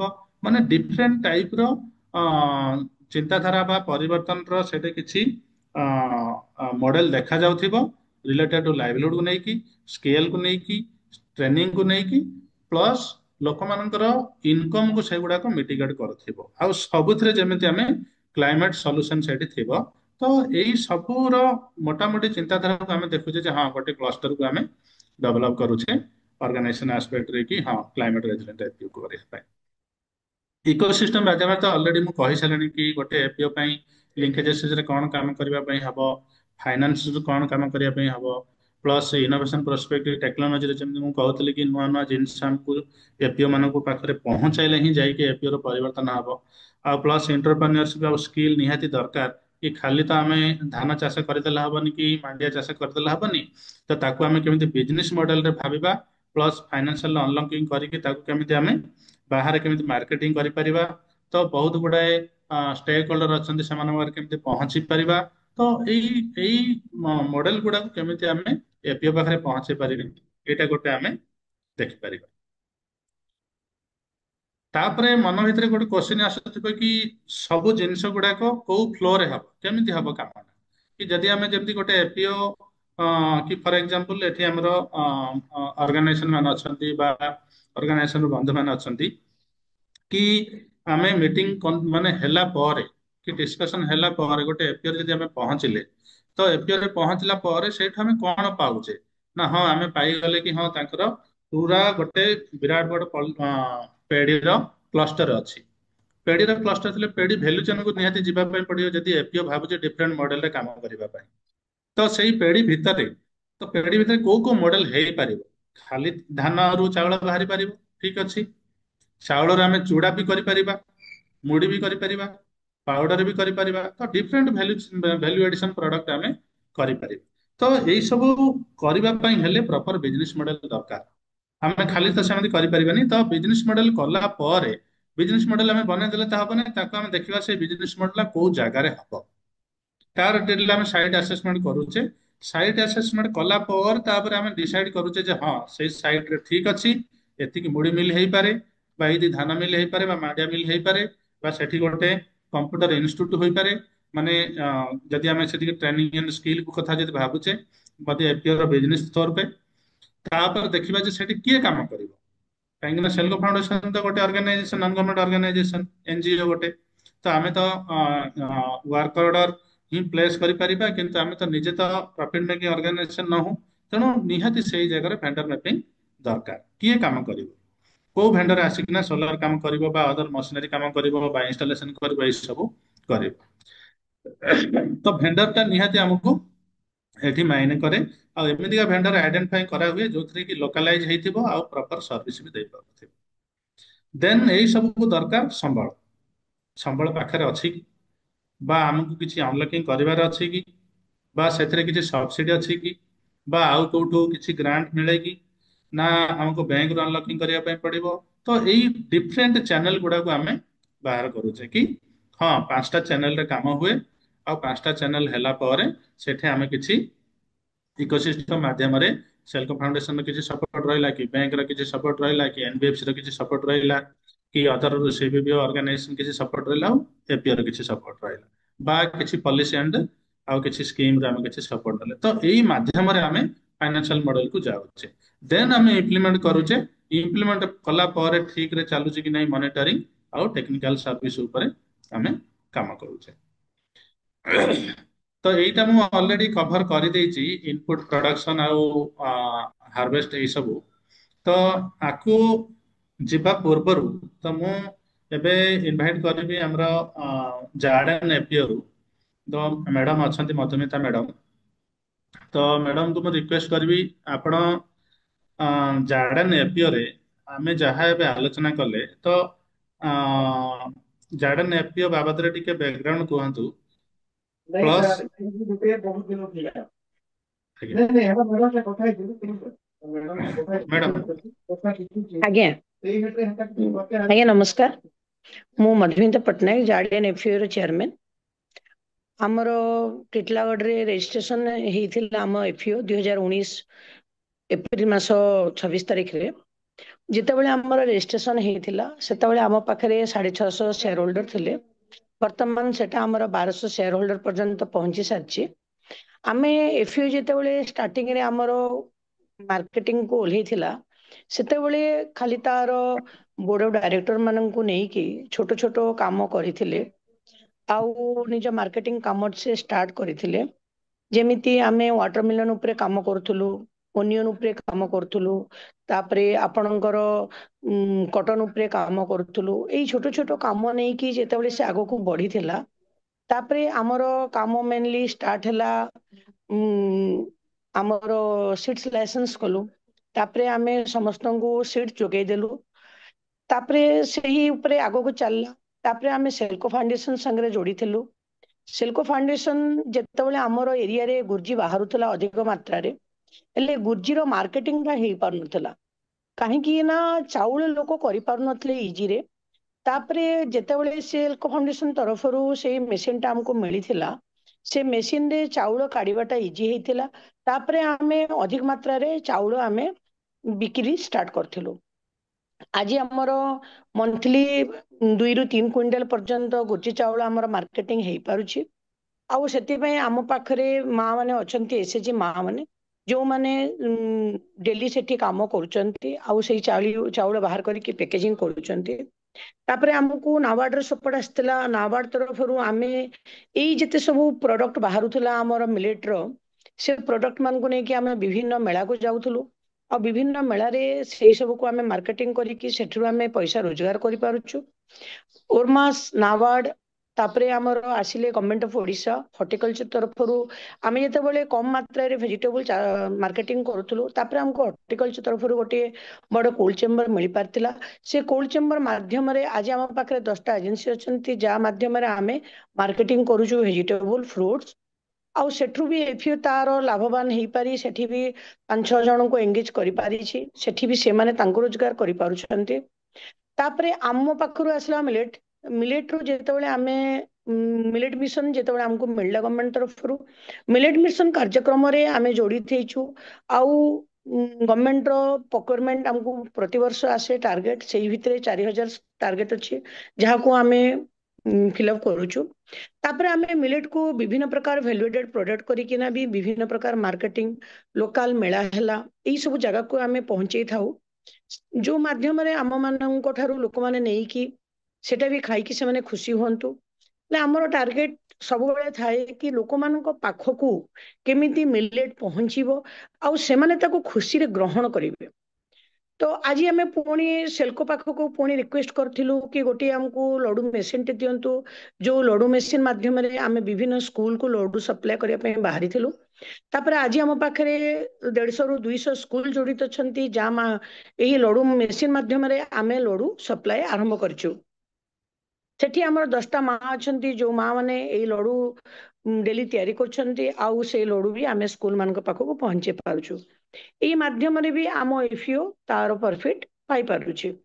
ତ ଆମର ସବୁବେଳେ ଗୋଟେ ଟାର୍ଗେଟ ରହି କି ଆମ ଏଫିଓ ମାଧ୍ୟମରେ केमिति अधिकरू अधिक मेंबर हेइकी सेमाने तांको रोजगार पाई पारंती आउ आमर एफिओ तार भी प्रॉफिट से पाई पारु एही चेष्टा आमर सबुबले थाए आउ आगो को भी चलिबो ଆଉ ଆପଣମାନଙ୍କର ସହଯୋଗ ହେଲେ ମେଲି ସିଲ୍କୁ ଯୋଉ ଟାଇପ୍ର ଆମକୁ ସହଯୋଗ କରି କରି ଚାଲିଛନ୍ତି ସେ ସହଯୋଗରେ ଆଜି ଆମେ ଯାହା ବି ହଉ ଦୁଇଟା କାର୍ଯ୍ୟକ୍ରମକୁ ଆଗକୁ ନେଇପାରିଛୁ ଆଉ ସେ ଦୁଇଟି ଆମେ ଆଗକୁ ବଢି ପାରୁଛୁ ତ ଆଗକୁ ବି ଏମିତି ସେଲ୍କୋର ସପୋର୍ଟଟା ରହିବ ସେ ଜିନିଷଟା ଆମେ ଭାବୁଛୁ ଆଉ ମେନଲି ଆମେ ସବୁ ପ୍ରକାର କାର୍ଯ୍ୟକ୍ରମ ତ କରିପାରୁଛୁ ହେଲେ ମାର୍କେଟିଂ କଲାବେଳେ ହିଁ ଏଫିଓ ସବୁବେଳେ ଚ୍ୟାଲେଞ୍ଜିଂ ଫେସ୍ କରେ ତ ଯେତେବେଳେ ଆମେ ଗୋଟେ ପ୍ରଡକ୍ଟଟା ଭ୍ୟାଲୁଏଟେଡ୍ କରୁଛୁ କି ଯାହା ବି ତାକୁ ଭଲ କରିକି ଚେଷ୍ଟା କରୁଛୁ ମାର୍କେଟିଂ କରିବାରେ ତ ସେଇ ଯୋଉ ମାର୍କେଟିଂ ଚ୍ୟାଲେଞ୍ଜିଂଟା ଆସୁଛି ଯଦି ମାର୍କେଟିଂଟା ଯଦି ଆମର ଭଲ ଲିଙ୍କେଜ ହେଇଯାଇଥାନ୍ତା ତାହେଲେ ମାର୍କେଟରେ ଆହୁରି ଟିକେ ଭଲ କି ଏଫିଓ କରିପାରିଥାନ୍ତା ତ ଏଇ ଜିନିଷଟା ବି ମୁଁ ସେଲକଙ୍କୁ କହିବାକୁ ଚାହିଁବି ରିକ୍ୱେଷ୍ଟ କରିବି କି କେମିତି ଜାର୍ଡେନକୁ ଆଜି ଗୋଟେ ଭଲ ମାର୍କେଟ ପ୍ଲେସ୍ ଜାଗାରେ ପହଞ୍ଚେଇ ଦେଇପାରିବେ ଯଦି ସେ ପହଞ୍ଚେଇ ପାରିଥାନ୍ତେ ତାହେଲେ ଆମେ ଆଉ ଟିକେ ସୁବିଧାରେ ମାର୍କେଟିଂ କରିପାରିଥାନ୍ତୁ ଆଉ ତ ଆଉ ଯଦି କିଛି ମତେ ପଚାରିବା ପାଇଁ ଚାହୁଁଛନ୍ତି ତ ଆପଣ ମାନେ ପଚାରି ପାରନ୍ତି ଧନ୍ୟବାଦ ମ୍ୟାଡାମ। ତ ଆପଣ ଗୋଟେ ବଢିଆ କଥା କହିଲେ କି ସବୁ ଜିନିଷ ତ ହଉଛି କିନ୍ତୁ ଏପିଓ ଲେଭେଲରେ ଗୋଟେ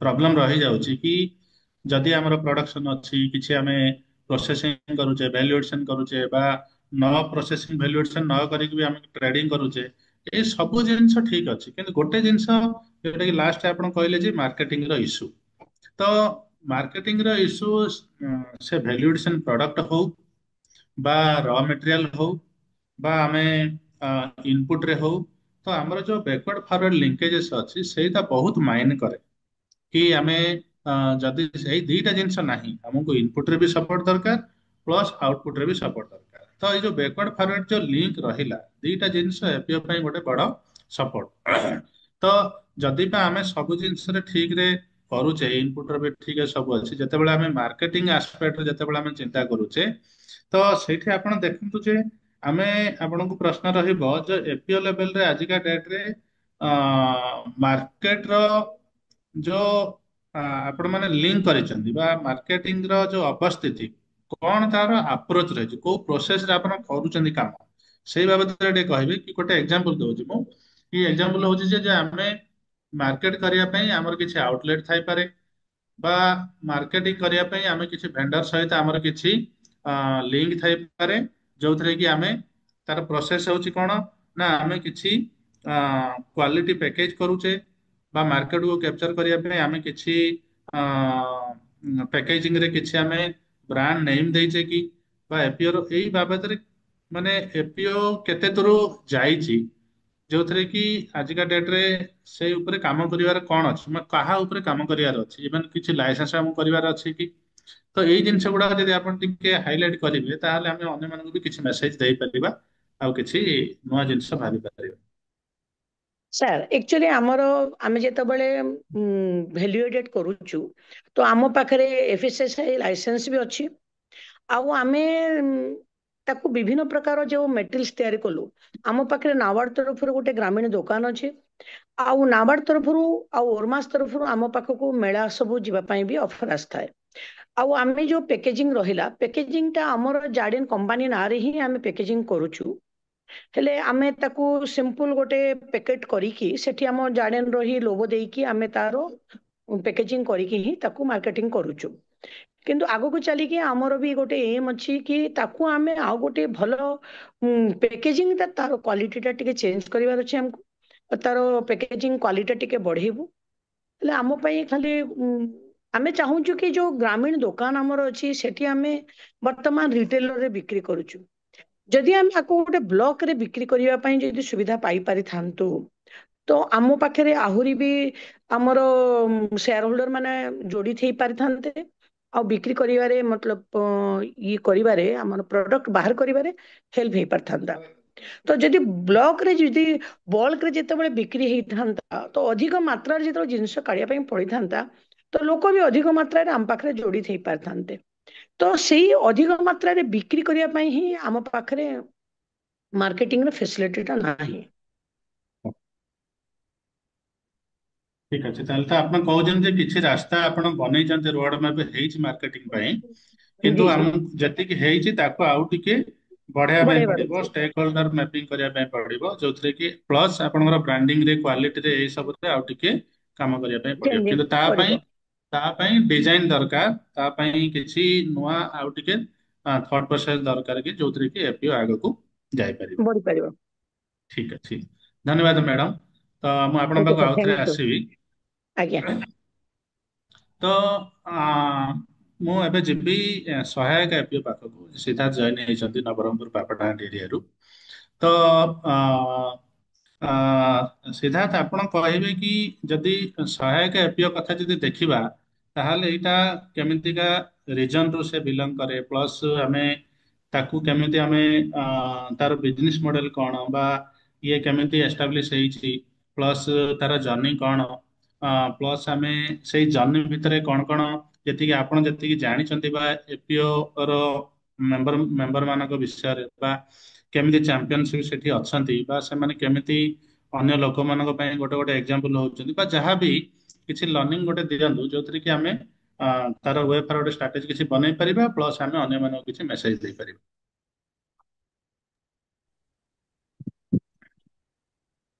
थैंक यू सर। ମୁଁ ପ୍ରଥମେ ସେଲ୍କୋ ଫାଉଣ୍ଡେସନ କୁ ଧନ୍ୟବାଦ ଦେବି କି ଆମକୁ ଆଜି ଆଇଡେଣ୍ଟିଫାଇ କଲେ ଆମ ଏପିଓ କୁ କି ଅ, ଆମେ ଯୋଉ ରିନ୍ୟୁଏବल ଏନର୍ଜି କୁ ନେଇକି ଆମେ ଆଗକୁ କେମିତି ଆମର ଏପିଓ ଲେଭେଲ ରେ ସଷ୍ଟେନେବଲ ହେଇପାରିବା। ତ ତା ପାଇଁ ଆମେ ଆମର ଏପିଓ ର ଯାହା ଜର୍ଣ୍ଣି ରହିଛି ଏବଂ କଣ କରିକି ଆମେ ଆଗକୁ ବଢି ଚାଲିଛୁ ସେ ବିଷୟରେ ମୁଁ ପ୍ରେଜେଣ୍ଟ କରିବି। ତ ପ୍ରଥମେ ସମସ୍ତଙ୍କୁ ନମସ୍କାର। ମୋ ନାଁ ହେଲା ଭିଡିଓଟା ସିଦ୍ଧାର୍ଥ। ଭିଡିଓ ଅନ୍ କରିପାରିବେ ସରି। ହଁ Okay. ତ ମୋ ନାଁ ହେଲା ସିଦ୍ଧାର୍ଥ।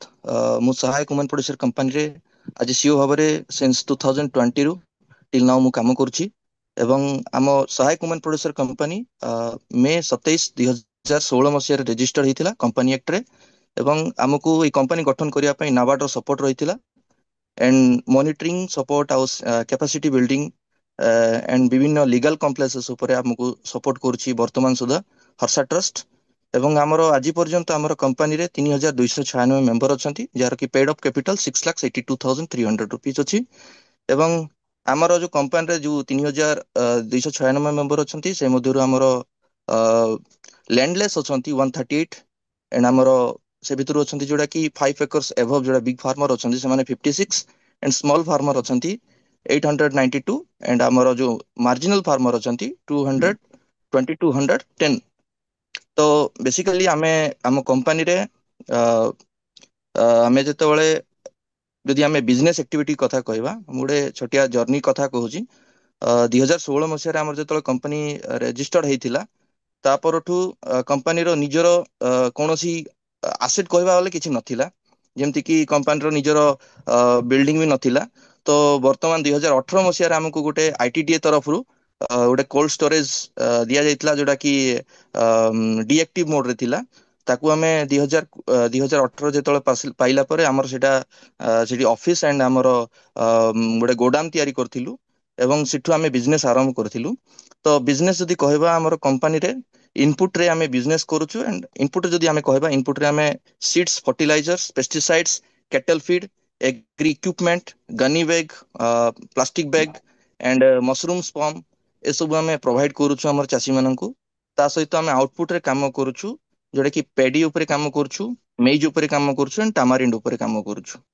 ତ ଲାଷ୍ଟ ଇୟର ଯଦି ଆମେ ଆମର ଯୋଉ ଟର୍ନ ଓଭର କଥା କହିବା ଆମେ ଲାଷ୍ଟ ଇୟର 2 crores 31 lakhs ରେ ଆମେ ଟର୍ନ ଓଭର ଥିଲା ଯୋଉଠି କି ଆମର 5 lakhs ର ପ୍ରଫିଟ ମାର୍ଜିନ ମିଳିଥିଲା ଆମକୁ।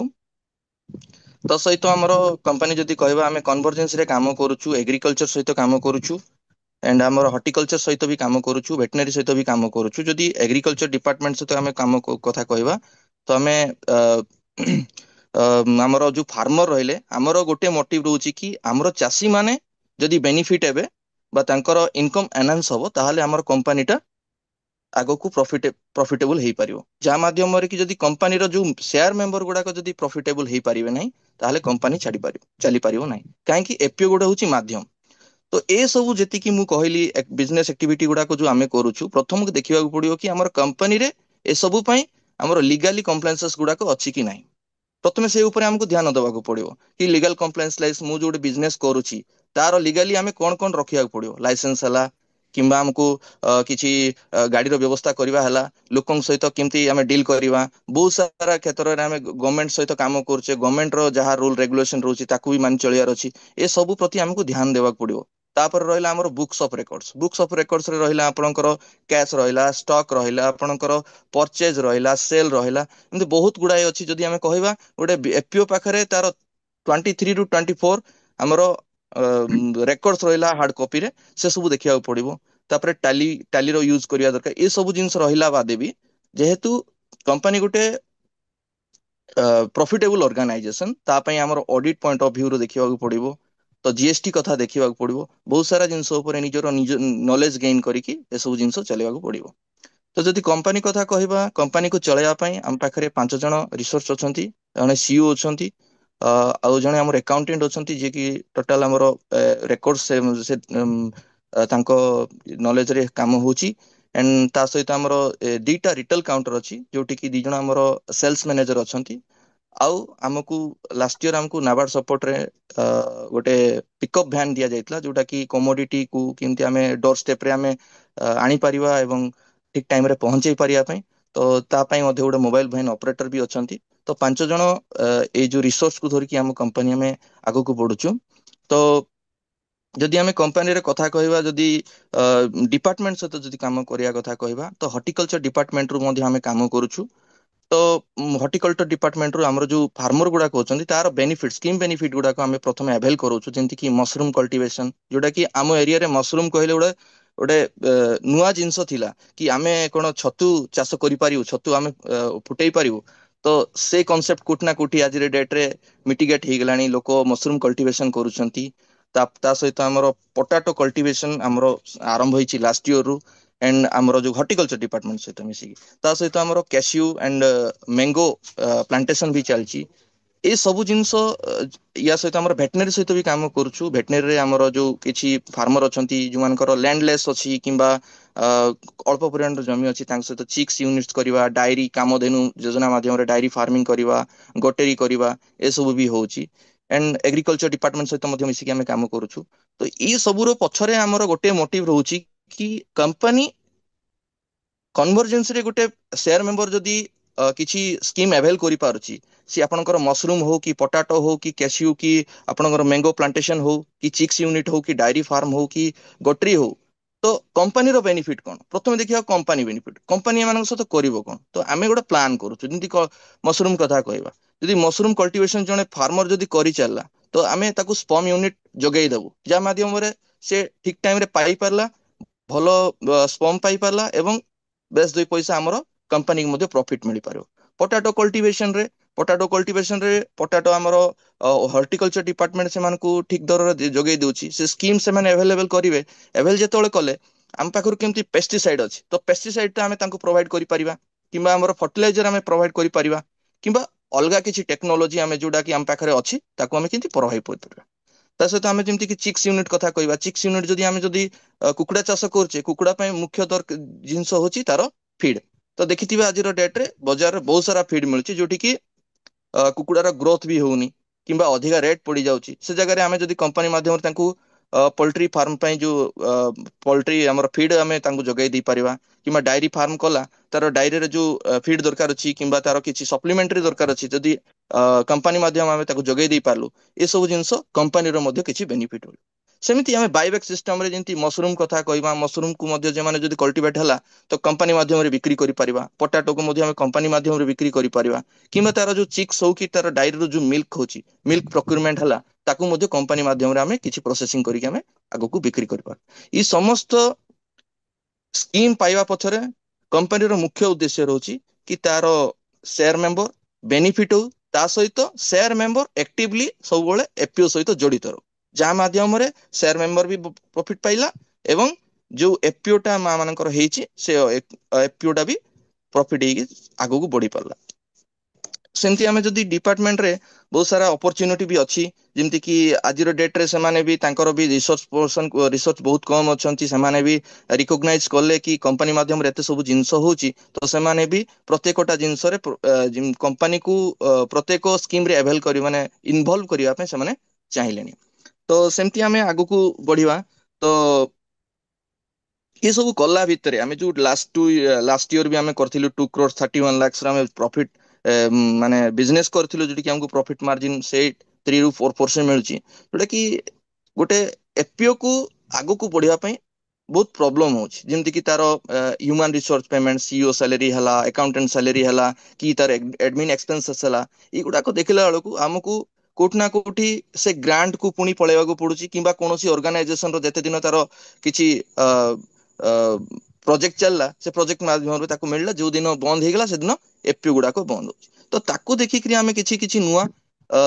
आगो को वैल्यू एडिशन ऊपर हमें प्लान करिथिलु एवं आमे आरंभ करथिलु 2023 मसिया रे आमे प्रथमे आरंभ करथिलु एसएजी माननकु गां लेवल रे जो क्लस्टर लेवल फोरम अछि सीएलएफ जो कहउछु विलेज लेवल ऑर्गेनाइजेशन गुडा को तांको नै कि आमे किछि आरंभ करथिलु गोटे हला ढिंकी कुटा उष्णा चावल गोटे आरंभ करथिलु जो ढिंकी कुटा उष्णा चावल रे गोटे हमरो रणबीर बोली गोटे सीएलएफ इन्वॉल्व रहिले एवं 10 जण मां को नै कि सिटा काम आरंभ हेतिला गोटे ढिंकी गोटे इंस्टॉल करा हेतिला काठर तयार करा हेतिला एवं सिट्रु आमे धीरे धीरे मार्केट आरंभ करथिलु जे माने डायबिटीज पेशेंट अछंती से मानन को आमे प्रोवाइड करथिलु तार रिजल्ट बहुत भलो आस्थिला एवं आमे ताकू हमर जो लोक महोत्सव अछि मंडे रे मध्ये आमे ताकू नै कि बिक्री करथिलु तार टिल नाउ तार डिमांड बहुत बढ़ी सारलानी तो सेठू आमे कुठना कुठी आरंभ करिलु कि आमे प्रोसेसिंग किछि वैल्यू एडिशन काम आरंभ करिवु तो ए मध्ये रे हमकू लास्ट ईयर हमकू सेल्को फाउंडेशन तरफ रु हमकू सुविधा मिलची जोटी कि आमे आज डेट रे दीटा आमे राइस सोलर आ दीटा आमे पल्वराइजर हम पाइचु एवं ता माध्यम आमे लास्ट 2 मंथ हला आमे ताकू एक्टिवली हमरो जो एसएजी मान अछन से माने काम आरंभ करलेनी तो ताकू नै कि आमे मार्केट प्लान करूछु तो मार्केट प्लान भीतर को गला को मु आरंभ करबी काहे कि ना हमें देखिलु कि लोकल प्रोडक्ट जहा बाहरु ना काहे कि लोक ताकू टिके संगे संगे एडॉप्ट करू नांती बहुत सारा जगह देखलुनी कि तारो जदि ब्रांडिंग सुंदर नथिबो पैकेजिंग सुंदर नथिबो ताले लोक सब से ब्रांड आड़ को जाउचंदी बरं क्वांटिटी कम पाइले रेट अधिका पाइले सेथिरे कोन अछि इंग्रेडिएंट तार केमिकल कोन टेस्टिंग कोन सेटा किछि न जानि कि ताकू ब्लाइंडली से माने यूज करिवार आरंभ करिसन तो ताकू नै कि हमें कोन करथिलु तो ताकू तो हमें कंपटीशन करि पारिबुनु सेति पे हमें गोटे जिंस आरंभ करथिलु लास्ट मंथ रे हमें गोटे डायमंड्स रो गोटे चिप्स एंड नमकीन आइटम को डिस्ट्रीब्यूटरशिप नेथिलु तारो नवा पछरे उद्देश्य थिला कि एटा गोटे एग्री कमोडिटी नु बट आमे आगु को मार्केटिंग करिवा पे हम गोटे एटा हमर स्ट्रेटजी थिला जोटु कि डायमंड प्रोडक्ट्स चिप्स हमर ए एरिया रो जेतिकी गुडा हमर दुकान अछि से पान दुकान हो हमर जो राशन दुकान हो एमानकर डिमांड रोची ए chips item Lays Kurkure rings एगुडा को डिमांड रोची तो आमे ई कंपनी माध्यम रे हमें ई जो प्रोडक्ट को नै कि हमें गां लेवल रो जो दुकान गुडा को अछि तांको पाखरे पहुंची पालु एवं से माने हमको रिकॉग्नाइज करले कि ए जो डिस्ट्रीब्यूटर जे काहे गोटे डिस्ट्रीब्यूटर तार किछ एरिया थाए से एरिया ता छडा ओके प्रोवाइड करि परिबे नै तो आमे तांको प्रोवाइड कला परे आमे तांक सहित रेगुलर टच रहिलु तांकर मोबाइल नंबर हैला तांकर से माने को प्रकार बिजनेस करूछंती ए सब करला पछरे एबे जो हमरो जहा भी वैल्यू एडिशन करूछु जेमति कि हमें किछि जगह हमरो बॉडी करूछंती पांपड़ करूछंती हमरो जो आलू चिप्स करूछंती आ केक आइटम भी करूछंती मिक्सचर करूछंती खडू करूछंती तो आमे कोन करिवु ए जो हमरो एबे जो रनिंग का हमरो सेल अछि डायमंड्स प्रोडक्ट रो ता सहित हम एटा पुश सेल करिवु जोडा कि लोकंकर टेस्ट से माने धीरे धीरे हैबिटेट हेबे हमरो लोकल आइटम को नै तो एमती नै कि हमरो बिजनेस स्ट्रेटजी बढ़ाइछु एवं आगु को भी बहुत सारा हमरो बिजनेस एक्टिविटीज अछि मेज रे भी हमें काम करूछु मेज को नै कि मध्ये हमें वैल्यू एडिशन काम करिया बे प्लान करछु टामारिन को नै कि हमें काम करिया को प्लान करिछु एंड आउ रहिला हमरो कैशियो को भी नै कि हम काम करिया को चाहछु ता छडा हमरो जो पेडी रहउछि पेडी रे बहुत लोक कोन करछंती हमरो मंडी धान मंडी छडा जेतोले धान मंडी बंद होई जाय माने आरंभ हुए डिसेंबर रु सरी जाय जनवरी लास्ट पर्यंत से भितरे जेतिकी जण बिक्री कले कले अदरवाइज जहा रही गेला सरप्लस रहिला ताकू बिक्री सेतोले करंती हमर एरिया लोक जेतोले तांकर ନିଡ୍ हुए ଯେତେବେଳେ ଦରକାର ପଡିଲା ଘରେ କିଏ ଲୋକ ଆସିଲେ କି ମ୍ୟାରେଜ ଗୋଟେ ହେଲା ତ ସେଥିପାଇଁ ଆମେ ଗୋଟେ ଜିନିଷ ପ୍ଲାନ୍ କରିଥିଲୁ କି କିଛି ଗୋଟେ ଭେରାଇଟି ନେଇଥିଲୁ ଆମେ ଗୋଟେ ଦି ତିନିଟା ଭେରାଇଟି ଧାନ ଭେରାଇଟି ନେଇଥିଲୁ ସେ ଭେରାଇଟିକୁ ନେଇକି ଆମେ କଣ କରୁଛୁ ପ୍ରୋସେସିଂ କରିକି ତାକୁ ବ୍ରାଣ୍ଡିଂ କରିବୁ ଯେମିତି କି ଆମର କମଲ ଗୋଟେ ଭେରାଇଟି ହେଲା 606 ବୋଲି ଗୋଟେ ଭେରାଇଟି ହେଲା ଏଣ୍ଡ କଳା ଜିରା ଗୋଟେ ଭେରାଇଟି ଏଇ ସବୁ ଧାନକୁ ଆମେ କଣ କରିବୁ ଆମର ଯୋଉ ପ୍ରୋସେସିଂ ୟୁନିଟ୍ ଅଛି ଆମର ଯୋଉ ଧାନ ପ୍ରୋସେସିଂ ୟୁନିଟ୍ ଅଛି ତାହିଁରେ ସେଥିରେ ଆମେ ପ୍ୟାକେଜିଂ ବ୍ରାଣ୍ଡିଂ କରିକି ଆମେ ମାର୍କେଟରେ ବିକ୍ରି କରିବା ପାଇଁ ବି ପ୍ଲାନ୍ କରିଛୁ ତ କୋଉଠି ନା କୋଉଠି ଆମକୁ ଲାଗୁଛି କି ଯୋଉ ଇନପୁଟ ଆଉଟପୁଟ ସେଲ ରେ ଆମେ ଯୋଉ ଏଗ୍ରି ଇନପୁଟ ରେ ଥିଲୁ 2% 3% ମାର୍ଜିନ ରେ ଯୋଉଠି କି ଆମର ଏଚଆର ସପୋର୍ଟ ଟା ଆମକୁ ଅନ୍ୟ ଉପରେ ଡିପେଣ୍ଡ କରିବାକୁ ପଡୁଥିଲା ତ ଏଇ ଯୋଉ ଛୋଟିଆ ଷ୍ଟେପ ଆମେ ଛୋଟିଆ ଛୋଟିଆ ଯୋଉ ମେସିନାରୀ ଗୁଡାକ ଯଦି ଆମର ଗାଁ ଲେଭେଲରେ ଯୋଉ ଆମର ସେୟାର ମେମ୍ବର ମାନେ ଅଛନ୍ତି ତାଙ୍କୁ ଯଦି ଆମେ ପ୍ରୋଭାଇଡ କରିଦେବା ସେମାନେ ବି ଦି ପଇସା ରୋଜଗାର କରିଦେବେ ଏବଂ ସେ ପ୍ରଡକ୍ଟକୁ ଭ୍ୟାଲ୍ୟୁ ଆଡେଡ୍ କରିକି ପ୍ୟାକେଜିଂ ବ୍ରାଣ୍ଡିଂ କରିକି ଏଫପିଓ ମଧ୍ୟ ତାର ଦି ପଇସା ଅଧିକା 8-10% ପାଖାପାଖି ମାର୍ଜିନରେ ସେ ବିକ୍ରି କରିକି ପ୍ରଫିଟ ମାର୍ଜିନ କମେଇ ପାରିବ ଏବଂ ତାର ଏଚଆର ପଲିସି ପାଇଁ ଅନ୍ୟ ଉପରେ ଡିପେଣ୍ଡ କରିବାକୁ ପଡିବ ତ ଏଇଭଳିଆ ଆମେ ଜର୍ଣ୍ଣି ନେଇକି ଆମେ ଗୋଟେ ଛୋଟିଆ ଇନିସିଏଟ ନେଇଛୁ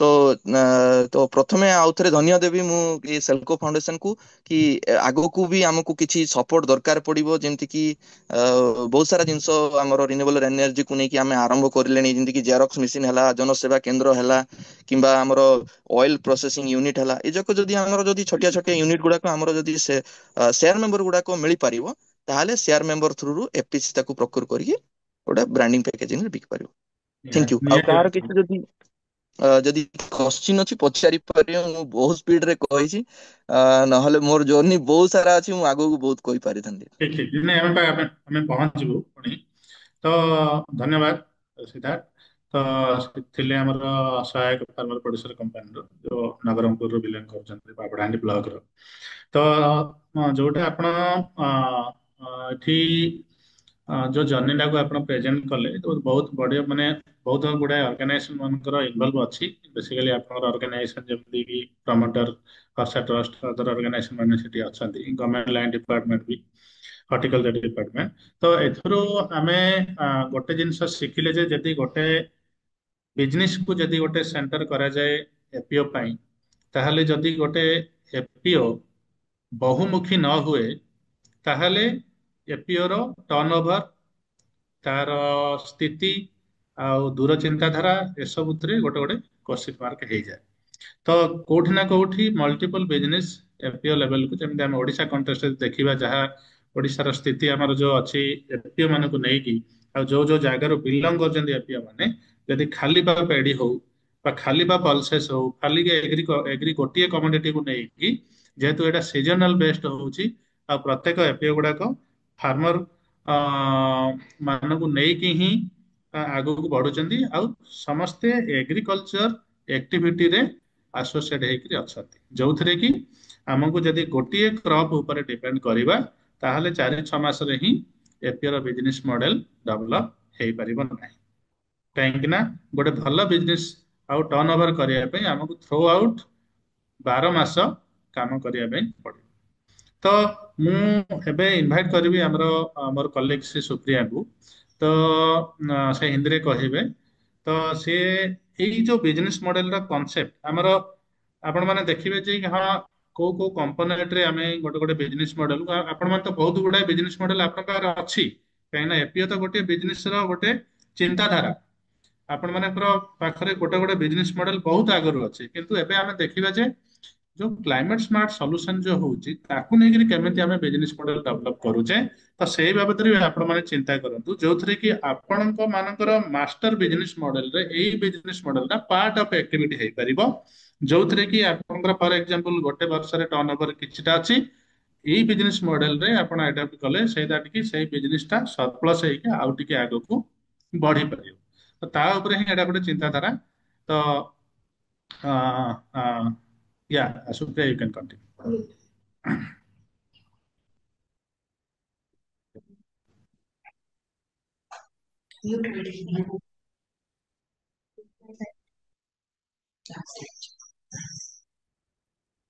नमस्ते आप सबको नमस्ते। मेरा नाम सुप्रिया है और मैं आपको फाइनेंशियल बिजनेस मॉडल समझाने वाली हूँ। तो आप सब ऑलरेडी बिजनेस तो कर ही रहे हैं, बस हमें ये समझाना है इस वेबिनार के वेबिनार की तरफ से कि किसी भी बिजनेस को बेहतर कैसे बना सकते हैं थ्रू डीआरई टेक्नोलॉजी। और जब मैं डीआरई टेक्नोलॉजी बता रही हूँ वो यानी कि डिसेंट्रलाइज रिन्यूएबल एनर्जी टेक्नोलॉजी। तो ये सोलर के बेसिस पे होता है और इसमें बहुत लो इन्वेस्टमेंट होता है और इस चीज को कस्टमाइज किया जाता है जिस तरह का बिजनेस होता है, चाहे वो पैडी प्रोसेसिंग हो सकता है या शुगर केन प्रोसेसिंग जूसर हो सकता है। जैसे पैडी प्रोसेसिंग में पफ्ड राइस प्रोसेस होता है, हस्क होता है, ब्रैन होता है या फिर फ्लैट राइस होता है। और शुगर केन जूसर में यानी कि जो शुगर केन एक्सट्रैक्टर हो सकता है या पीलर हो सकता है। तो उस बेसिस के हिसाब से हम उस एनर्जी, जितना एनर्जी लगेगा उस प्रोसेसिंग के लिए, उस हिसाब से हम कस्टमाइज करते हैं। तो ये जो एग्जाम हम यहाँ पे बस एक एग्जाम्पल दिखा रहे हैं, एक चिली पाउंडिंग मशीन का, जो हमने कर्नाटका में इस चीज को इंस्टॉल किया है। बस चिली पाउंडिंग मशीन भी किया है और चिली और ऑयल का कॉम्बिनेशन भी किया है हमने। तो हमें बस इस फाइनेंशियल बिजनेस मॉडल से ये समझाना है कि आपके पर्टिकुलर्स में यानी कि आपके कॉस्ट में जो मेन कैपिटल एक्सपेंडिचर होगा, तो उस कॉस्ट में, उस ब्रेकअप में क्या एक एक्स्ट्रा एडिशन आएगा, वो है आपका सोलर सिस्टम कॉस्ट। तो यहाँ पे अगर आप देखेंगे एक मशीन कॉस्ट आता है, इंफ्रास्ट्रक्चर कॉस्ट यानी कि आपका जो शेड होगा या फिर जो आपका वो जो प्रोसेसिंग यूनिट होगा उसमें क्या क्या चीज लगेगा, उसके लिए इंफ्रास्ट्रक्चर कॉस्ट, और इन सभी चीजों के अलावा एक सोलर सिस्टम कॉस्ट ऐड होगा। नेक्स्ट। तो किसी भी एंटरप्रेन्योर को अगर बिजनेस चलाना है, तो जो लोन अमाउंट है, हमने यहाँ पे जो कंसीडर किया है वो 80% हमने लोन अमाउंट लिया है और 20% डाउन पेमेंट लिया है। और चिली प्रोसेसिंग, बस चिली पाउंडिंग मशीन के लिए करीबन 3 लाख का एक्सपेंडिचर हुआ था, जिस एंटरप्रेन्योर को हमने सेटअप करके दिया था कर्नाटका में। और चिली प्लस ऑयल को करीबन 7 लाख। और इंटरेस्ट रेट जो है 12 से 14% के बीच में होता है। और ईएमआई जो है वो 5 साल की ड्यूरेशन के लिए था, और उस हिसाब से हमने ईएमआई कैलकुलेट किया है। नेक्स्ट। तो रेवेन्यू, आपका यहाँ पे जो इलेक्ट्रिसिटी का कॉस्ट आएगा वो ऑलमोस्ट जीरो हो जाएगा। तो उसके बेसिस पे जो आपका मुनाफा होगा वो बढ़ेगा। तो करीबन 3.5 साल के लिए, जो यहाँ पे पे बैक पीरियड मेंशन किया है हमने, 3.5 साल के लिए आपको ईएमआई भरते रहना पड़ेगा। उसके बाद जो 3.5 साल का मुनाफा है उससे ज्यादा होगा उसके बाद।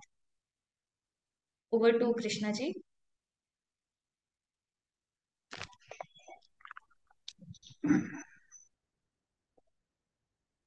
Thank you Supriya. तो एथिरे आमे गोटे जिनस देखिले कि हमें नंबर ईएमआई तो बिजनेस ऊपर डिपेंड करे, कमोडिटी को नहीं कि किए कौन काम करिवो। बट गोटे प्रोसेस जो होची जे केमिति हमें तार फाइनेंशियल वायबिलिटी होची कि नहीं देखिबार अछि। प्लस हमको देखिबार अछि जे एई मॉडलटा को जगह रे केमिति एप्लीकेबल हुए कि फॉर एग्जांपल हमरो जदि एफपीओ जदि धान चाष ऊपर काम करूची ताले डिफरेंट मोडी रे हो, राइस ର फ्लोर रे हो, राइस रे हो, चूड़ा रे हो, ए सब किछि बिजनेस आमे करि परिबा। तो ओवरऑल हमर आइडिया एतिकी थिला। तो बहुत गुडा जिनस भी आमे प्लान करूछु डिटेल शेयर करिया पे। तो नेक्स्ट सेशन जते बेला हबो आमे ओडिसा कॉन्टेक्स्ट रे आमे बहुत गुडा मॉडल को आमे करिवु। सेतेबेले आमे बहुत गुडा जिनस डिफरेंट टॉपिक रे एटा गोटे बेसिक हमर फर्स्ट टाइम हमर थिला कॉल कि आमे ओडिसा बेस्ड गोटे एफपीओ को नेकिना आमे काम करि परिबा। तो एई जिनिसटा एइथरे आपण ईमेल आईडी अच्छी कि एफपीओ रिलेटेड जहाँ भी आप जहाँ काम करिया चाहते यही नंबर रे आप कांटेक्ट करें। प्लस यही ईमेल आईडी रे आप माने कॉन्सेप्ट शेयर करें, निज निजर मतामत दे पारे।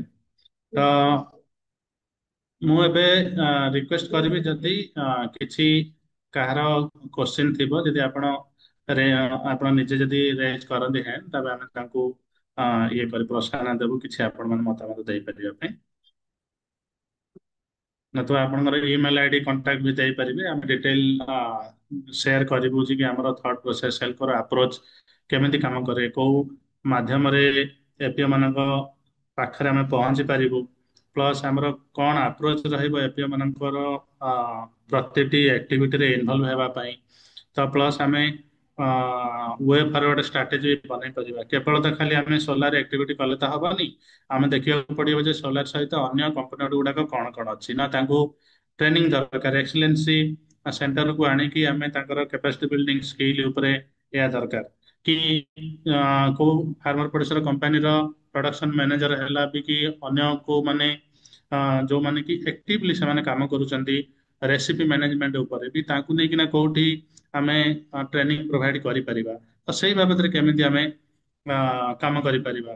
ପ୍ଲସ୍ ଗୋଟେ ହଲିଷ୍ଟିକ ଡେଭଲପମେଣ୍ଟ ଚିନ୍ତାଧାରା ବି ଆମେ ଦେଖୁଛେ କି ଗୋଟେ ଏପିଓର କେବଳ ବିଜନେସ ଏଣ୍ଟିଟିକୁ ଡେଭଲପ କରିବା ପାଇଁ କେବଳ ଖାଲି ଟେକ୍ନୋଲୋଜିରେ କାମ କଲେ ହବନି, ଟେକ୍ନୋଲୋଜି ବାହାରେ ଅଦର କମ୍ପୋନେଣ୍ଟ ଗୁଡାକ କ'ଣ କ'ଣ ଅଛି, ତ ତା ଉପରେ ବି ଆମକୁ ଦେଖିକିନା ଯଦି ଏଇ ସବୁ ସଜେସନ ପ୍ଲସ୍ ନ୍ୟୁ ଆଇଡିଆସ୍ ଆପଣ ମାନେ ସେୟାର କରିବେ, ତାହେଲେ ନିହାତି ଆମେ ଆଗକୁ ଆପଣମାନଙ୍କ ସହିତ କାମ କରିପାରିବୁ।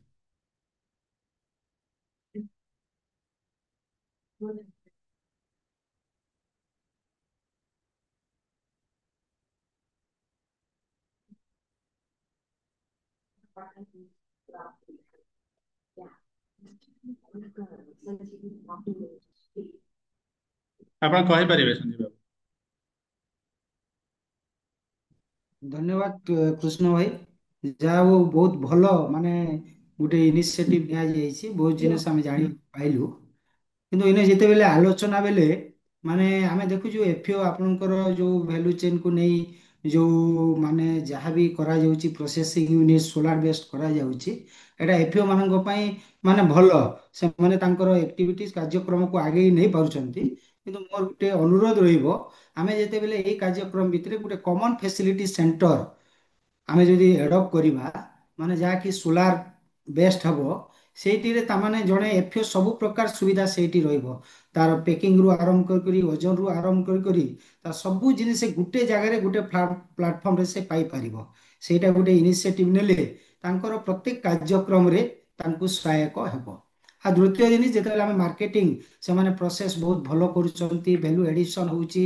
ଆମେ ଯଦି ଦେଖିବା ବଲାଙ୍ଗୀର ଟିର୍ଲାଗଡ଼ରେ ଯୋଉ ଜାଡେନ ତରଫରୁ ଯୋଉ ମିଲେଟର ପ୍ରୋସେସିଂ ୟୁନିଟ୍ ହେଇଛି, ତାର ଧୀରେ ଧୀରେ ବହୁତ ଡିମାଣ୍ଡଟା ବଢି ଚାଲିଛି, ଚାରିଆଡୁ ଡିମାଣ୍ଡ ଆଉଛି। କିନ୍ତୁ ଆମେ ମାର୍କେଟିଂ ପାଇଁ ଯଦି ଡିଜିଟାଲ ମାର୍କେଟିଂ ସିଷ୍ଟମ ପାଇଁ କିଛି ପ୍ରୋତ୍ସାହିତ କରିବା, କିଛି ସୁବିଧା କରିବା, ଏଟା ନିହାତି ଭାବେ ସମସ୍ତଙ୍କ ପାଖରୁ ପହଞ୍ଚି ପାରିବ। ଏଇଟା ମୋର ଅନୁରୋଧ। ଧନ୍ୟବାଦ।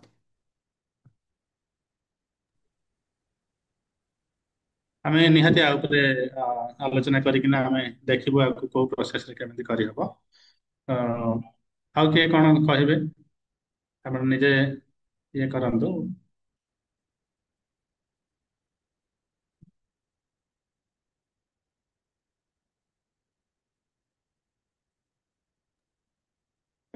ସାର୍ ମୁଁ କିଛି କହିବା ପାଇଁ ଚାହୁଁଥିଲି। ମ୍ୟାଡ଼ାମ, ଆମର ଆକ୍ଚୁଆଲି ଯୋଉ ହର୍ଟିକଲଚର ତରଫରୁ ଆମକୁ ଗୋଟେ ଯୋଉ ମିଳିଛି କୋଲ୍ଡ ଚେମ୍ବରଟେ, ଆମେ ସେ କୋଲ୍ଡ ଚେମ୍ବର ମାଧ୍ୟମରେ ମାର୍କେଟିଂ ତ କରୁଛୁ, କିନ୍ତୁ ଯେହେତୁ ଯେତେବେଳେ ମାର୍କେଟିଂ କରୁଛୁ ସେଠି ଗୋଟେ ଆମେ ଚ୍ୟାଲେଞ୍ଜିଂ ଫେସ୍ କରୁଛୁ ଯେ ଯେତେବେଳେ ଆମେ ଗାଡି ଲଗଉଛୁ, ସେ ଗାଡିରେ ଆମର ଭିଡ଼ିଓ ଅନ୍ କରିପାରିବେ, ଭିଡ଼ିଓ ଅନ୍ କରିପାରିବେ। ତ ହଁ, ଯେତେବେଳେ ସାର୍ ଆମେ ଯେତେବେଳେ କରୁଛୁ ଆମର ମାର୍କେଟିଂ କାମଟା, ତ ସେଠି ଆମର ବେଶୀ କଷ୍ଟ ହେଇଯାଉଛି ଆମର ଗାଡିରେ। ତ ଯଦି ଆମକୁ ସେଲ୍କୋ ତରଫରୁ ଯଦି ଏମିତି କିଛି ସୋଲାର ଗାଡ଼ିଟେ ଯଦି ଆମକୁ ସେଠି ପ୍ରୋଭାଇଡ କରିପାରିଥାନ୍ତେ, ତ ମେ ବି ସେଇଠି ଆମେ ବି କିଛି ଲାଭବାନ ହେଇପାରିଥାନ୍ତୁ ଆମର ଭେଜିଟେବୁଲ ମାର୍କେଟିଂରେ। ଏଇଟା ଗୋଟେ ମୋର ରିକ୍ୱେଷ୍ଟ ଥିଲା ସେଲ୍କୋକୁ, କି ଗୋଟେ ଆମକୁ ଯଦି ସୋଲାର ଗୋଟେ ଭାଇକେଲଟେ ଦେଇଥାନ୍ତେ, ତାହେଲେ ଆମର ଭେଜିଟେବୁଲ ମାର୍କେଟିଂରେ ଆମକୁ ସେ ହେଲ୍ପ କରିଥାନ୍ତା। ଠିକ ଅଛି। Sir thank you.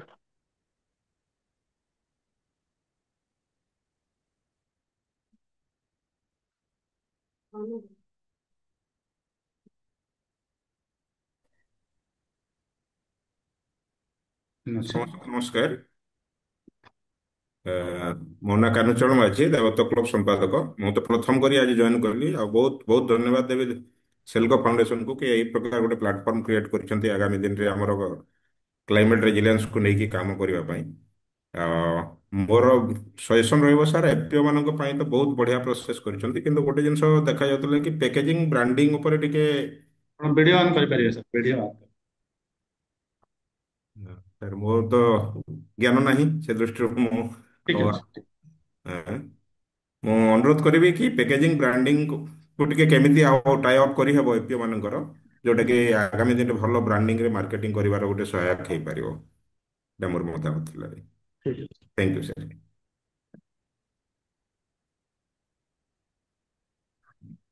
ଆଉ କିଏ ଅଛନ୍ତି?